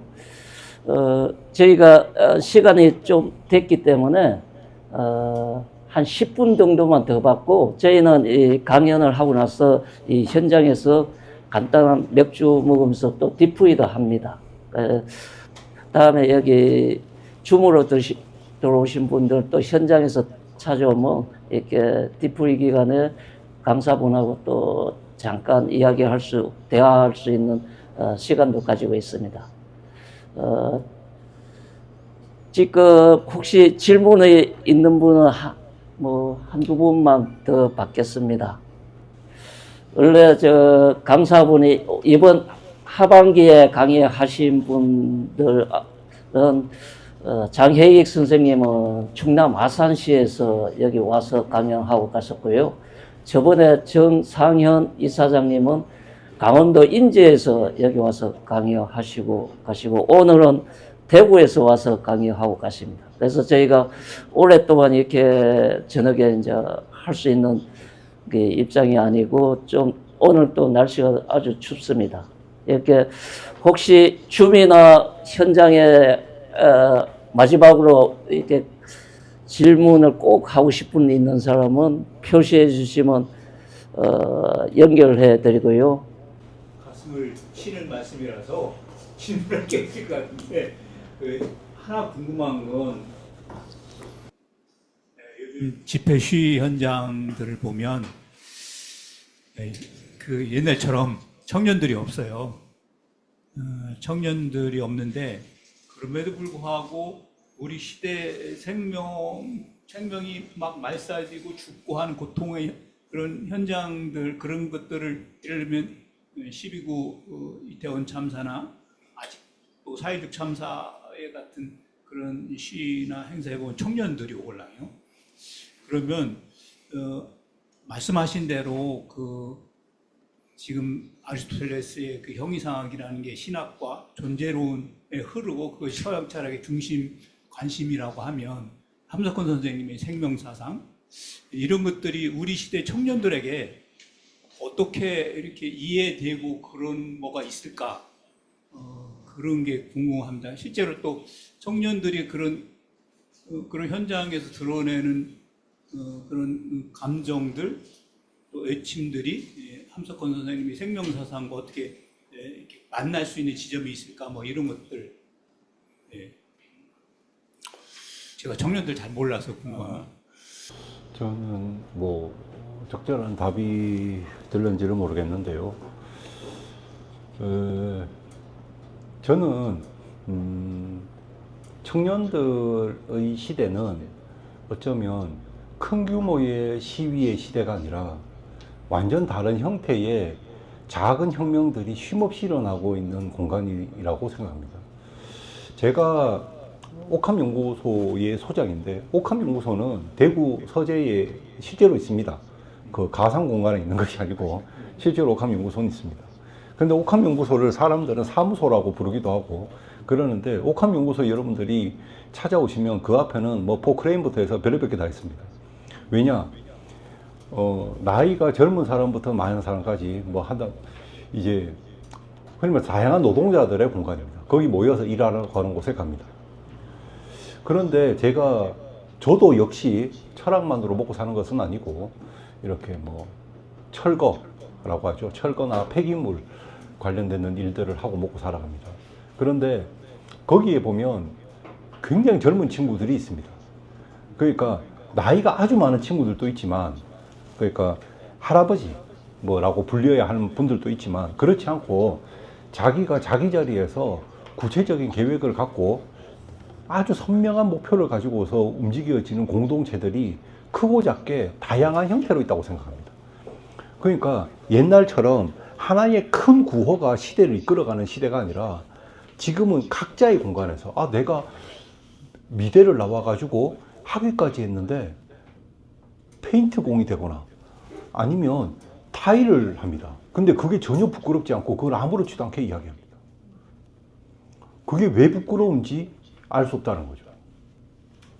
그런데 그러니까 점점 사람들이 오히려 세상을 바라보는 나이가 어린 저희 아이들도 그렇지만, 이 친구들의 오히려 내가 개입할 수 없는 이 친구들의 세상은 제가 봤을 때는 오히려 함석헌 선생님이 생각했었던 세계가 더 잘 구현되어 가는 첫머리에 있다고 생각합니다. 직업으로 사람을 나누지 않고, 심지어 제 딸아이가 그 초등학생 6학년인데, 제 딸아이가 초등학교 자기 도서관에 제 책 대한민국 철학사하고 신성한 모독자를 주문해서 그 책이 이제 초등학교에 들어왔대요. 그런데 신성한 모독자를 어떤 학생이 읽고 좋아하더라 이거죠. 그죠? 좋아하더라.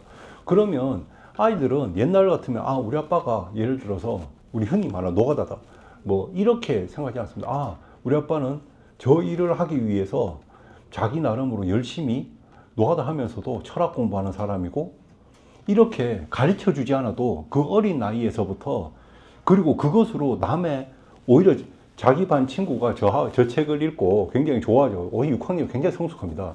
읽고 좋아가지고 내 너희 아빠 책 읽었고 굉장히 좋았어. 막 행복을 이렇게 서술하는 그런 서술도 굉장히 좋았어라는 이야기를 듣고 저도 굉장히 기분 좋았거든요. 저는 이런 생각입니다.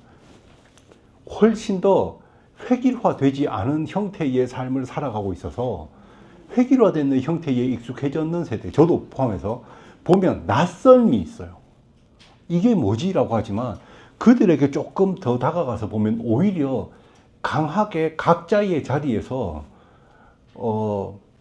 자기 자리의 혁명을 이루어가고 살아가는 것이 아닌가. 오히려 정말 씨알로 살아가고 있는 것이 아닌가. 그리고 자기가 정말 어떤 친구가 제가 실제로 본 겁니다. 그 초등학교에서 얘가 학원 폭력을 당하는데 얘가 신고 못 했는데 다른 아이들이 이것을 익명으로 교육청에 신고하는 경우도 봤습니다. 그렇게 이루어져 가고 있구나. 근데 학원 폭력, 제가 학교 다닐 때가 인터넷이 없어서 그렇지 더 많이 서로 두들패고 때렸던 것 같은데 지금은 훨씬 더 연대되어지고 하는 것들이 있어서, 저는 오히려 이들이 오히려 조금 더 그러한 삶을 살아가고 30대, 40대가 되어졌을 때 자연히 독서 모임이 하고 이러면 그때 함석헌 선생님 책을 읽어보고 이런 게 좋은 것 같고요. 지금은 감히 어떻게 생각하면 한국 사회의 여러 모순의 마지막 기점에 와 있는 이 혼란기에 좀 치열하게 각자의 자리에서 혁명을 하는 것을 그냥 응원하고 있을 뿐입니다. 저 입장 그렇습니다. 응원하고 있을 뿐입니다. 아, 치열하게 싸워라. 그냥 정치의 논리, 무슨 논리든 다 없는 너희들의 새로운 세상, 새로운 대한민국을 위해서 너희들 한번 치열하게 싸워라. 그러면 저는 자연히 함성 선생님이 생각하던 세상도 그러니까 이론으로 지식으로 들어가는 것이 아니라 오히려 함성 선생님도 저는 함성 선생님이 자기 영웅화 시키는 것이 아니라 자기조차 씨알로 사라져간 거잖아요. 그렇기 때문에 그 씨가 묻혀서 피는 꽃이 아니겠는가라는 생각을 현명한 질문에 저는 멍청한 답을 그렇게 해봅니다. 힘이 납니다. 예, 예.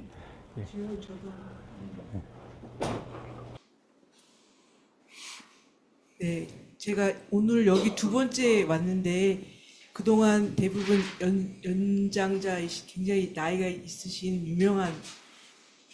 유명하다는 게 뭐 선생님이 유명하지 않다는 얘기가 아니라 가장 젊고 그리고 가장 아주 그 아까 말씀하신 노가다를 하시면서 철학을 하시는 거기 굉장히 반가웠고요. 그리고 패친인 것도 이제 저기 감사드릴 건데 제가 그 여성이라는 이유만으로 굉장히 철학하면 굉장히 여성 비친화적인 학문이어서 혹시 그 아까 중세 철학 공부하셨다는데 혹시 공부하신 철학가 중에 제자가 없어서 이렇게 알려지지 않은 이런 선생님의 생각이나 함석헌 선생님의 생각과 CR 사상이 담겨 있는 그런 철학자를 만나셨는지 그런 분들이 혹시 있으신지 그리고 왜 한국 사회도 그렇고 세계에 보면 이렇게 철학하면 굉장히 인텔리들이나 하는 학문 분야로 이렇게 돼 있는지 그게 왜 일상에 이런 철학으로 연결이 되지 않는지 그리고 여성들이 왜 철학을 이렇게 어려워하는지 그런 거에 대해서 조금 평가를 해주시면 어떤지 좀. 저는 사실은 뭐 여성 이런 거 저는 뭐 개인적으로 친구는 여자가 더 많습니다. 예, 친구는 여자가 더 많습니다. 남자보다 남자애들은 별로 친하지도 않아요. 더 많고 소수자들 이런 것도 저는 뭐 성적 소수자들도 사실은 옛날부터 저는 그냥 저한테 그런 거를 이야기한다고 해서 저는 요만큼도 놀라지 않습니다. 제가 우스갯소리로 네가 네 애인을 데리고 오는 건 저는 네가 날 좋아한다 하면 내가 이루어질 수 없는 사랑을 네가 하기 때문에 그게 좀 곤란스러워서 그렇지 네가 누구를 좋아하는지 난 아무 신경도 안 쓴다 주의거든요. 왜냐하면 그것이 저는 이렇게 생각합니다. 저는 사실은 과거의 어떤 철학자들도 그 철학자들은 제가 살아가는 삶의 고난에 완벽한 정답이 될 수 없습니다. 왜냐하면 철학이라고 하는 것이 지식이 되어버렸기 때문에 우리 사회는 철학에 힘이 없습니다.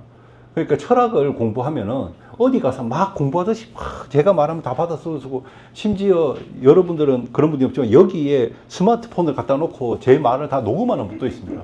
예. 제가 그런 우스갯소리로 제 말은 녹음해봤자 어디 가서 시험 칠 것도 아닌데 굳이 그러실 필요 없습니다 라고 하는데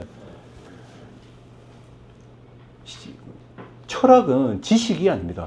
철학은 지식을 사랑하는 게 아니라 지혜를 사랑하는 게 일본 사람이 번역할 때 철학이라고 학을 붙여서 학문 같지만 실제로 철학은 지혜를 사랑하는 겁니다. 지혜를 사랑하면 어떻게 돼요? 지혜와 한 몸이 되는 거죠. 그게 내 삶이 지혜로워지는 겁니다. 그런데 그게 아니라 지혜를 그냥 내가 암기하고 지혜를 많이 안다라고 해서 내가 지혜로운 사람이 되는 건 아닙니다. 그리고 저는 개인적으로 제 주변에서도 여성 뭐 이런 거 지금은 안 그런 경우도 많지만 제가 생각하는 이론의 단단함 그러니까 지금은 뭐 저도 이렇게 옛날에는 철학사를 쓰려고 해도 여성이 없기 때문에 철학사를 포함시킬 수가 없는 겁니다. 여성이 쓴 글이 없어요. 있다 하더라도. 그러니까 글이 있어야지 저 같은 문헌학자가 글을 보고 연구를 하는데 글이 없는데 어떻겠습니까? 근데 지금은 안 그렇거든요. 그 자리에서 뭐 저도 굉장히 좋아하는 여성 철학자들도 있고 한데 저는 이론이라고 하는 것 앞으로 여성분들 사회적으로 활동하려고 하는데 이론이라고 하는 것은 내가 누군가와 싸우기 위해서 논리적 무기가 될 수 있습니다. 하지만 그 이론이 맞다라는 것을 증명하는 것은 자기 삶이 돼야 돼요. 그거는 모든 사람이 마찬가지라고 생각하거든요. 근데 그게 아니라 너무 억울한 게 많으면 이론이 조밀하게 따지기 전에 내가 먼저 크게 흥분해 버립니다. 그러면은 다툼이 안 되고, 아, 저 사람 봐라, 쟤 원래 저렇잖아, 이래 돼 버리잖아요. 근데 근데 우리 인류가 생각해 보면 얼마나 여자들이 오랫동안 힘들게 억울한 삶을 살았어요. 저는 저희 와이프는 다시 태어나면 결혼 안 한다. 여자는 너무 힘들어서 결혼을 혼자 살 거라 하는데 저는 다시 태어나도 결혼합니다. 혼자 살면 힘들어요. 그러니까 이제 여자분들 오랜 시간 억울한 삶이 있어서 지금은 어떻게 보면 정돼지지 않고 터져 나오는 것 같지만 조금 더 제가 보면 지금 20대나 30대 학생들, 그 다음 연구하는 이들의 그 정제된 자기 분노의 이렇게 문자화, 이런 형태들을 보면, 멀지 않았구나. 멀지 않았구나. 그리고, 그런 것들을 저는 보고 있고, 그것도 마찬가지. 그 혼란기라서 지금 막 이렇게 여성에 대한 폭력 같은 게 사회적 약자에 대한 폭력, 이런 것들이 있는 것인데, 그거는 보수나 이런 아이들이 워낙 궁지에 몰리다 보니까 마지막 발악하는 것 같고요. 역사는 앞으로 가지, 역사는 절대 뒤로 가지 않는다. 그러니까 여성 철학자들도 앞으로 많아질 것이고, 철학이 지금 여성에서 멀리 있지 않고, 여기는 좀 아닌데요. 제가 대부분 철학 강의하면 대부분 여성이 반 이상입니다. 그리고 제가 함석헌 대구에서 스스로 한국 역사를 1년 6개월 강독했는데 구성원은 처음부터 끝까지 100% 여성으로만 이루어졌습니다. 그것도 주부. 예, 주부. 100% 여성 주부. 남들이 보면 왜 거기에 모였는지 도저히 알 일 없는 사람들이 모여서 자기 돈 내고 커피 마시면서 같이 입었거든요. 근데 그런 것들을 보면 저는, 우리가 역사의 그 일의 마지막 성과를 내 눈으로 보지 못한다 하더라도 그 과정은 이미 시작되어서 흘러가고 있는 게 아닌가, 이런 생각을 해봅니다. 네, 오늘 강의는 좀 아쉽지만 그러면 이 책에 직접 저자가 지은 책인데요. 대한민국 철학사라는 책입니다. 이 책을 보면 오늘 이렇게 강의하면서 서로 공감했던 내용들이 또 쉽게 와닿을 수 있을 것 같습니다. 네, 그러면 오늘 이 강의를 이걸로 종료하고요. 이때까지 젊은 또 시각으로 또 다양한 철학적 소재를 쉽게 또 열정적으로 강의해 주신 유재칠 소장님께 뜨거운 박수 부탁합니다. 네, 고맙습니다. 네, 하나 강구하겠습니다. 이때까지 네 번째 주마다 목요일 날 강연을 개최했는데요. 12월 달에는 크리스마스도 끼고 해서 세 번째 주에 강연하는데 8강으로는 함석헌의 생명 평화 사상과 동양 철학으로 전호근 경희대 교수님이 강의할 예정입니다. 그때도 많이 참여해 주시길 바랍니다.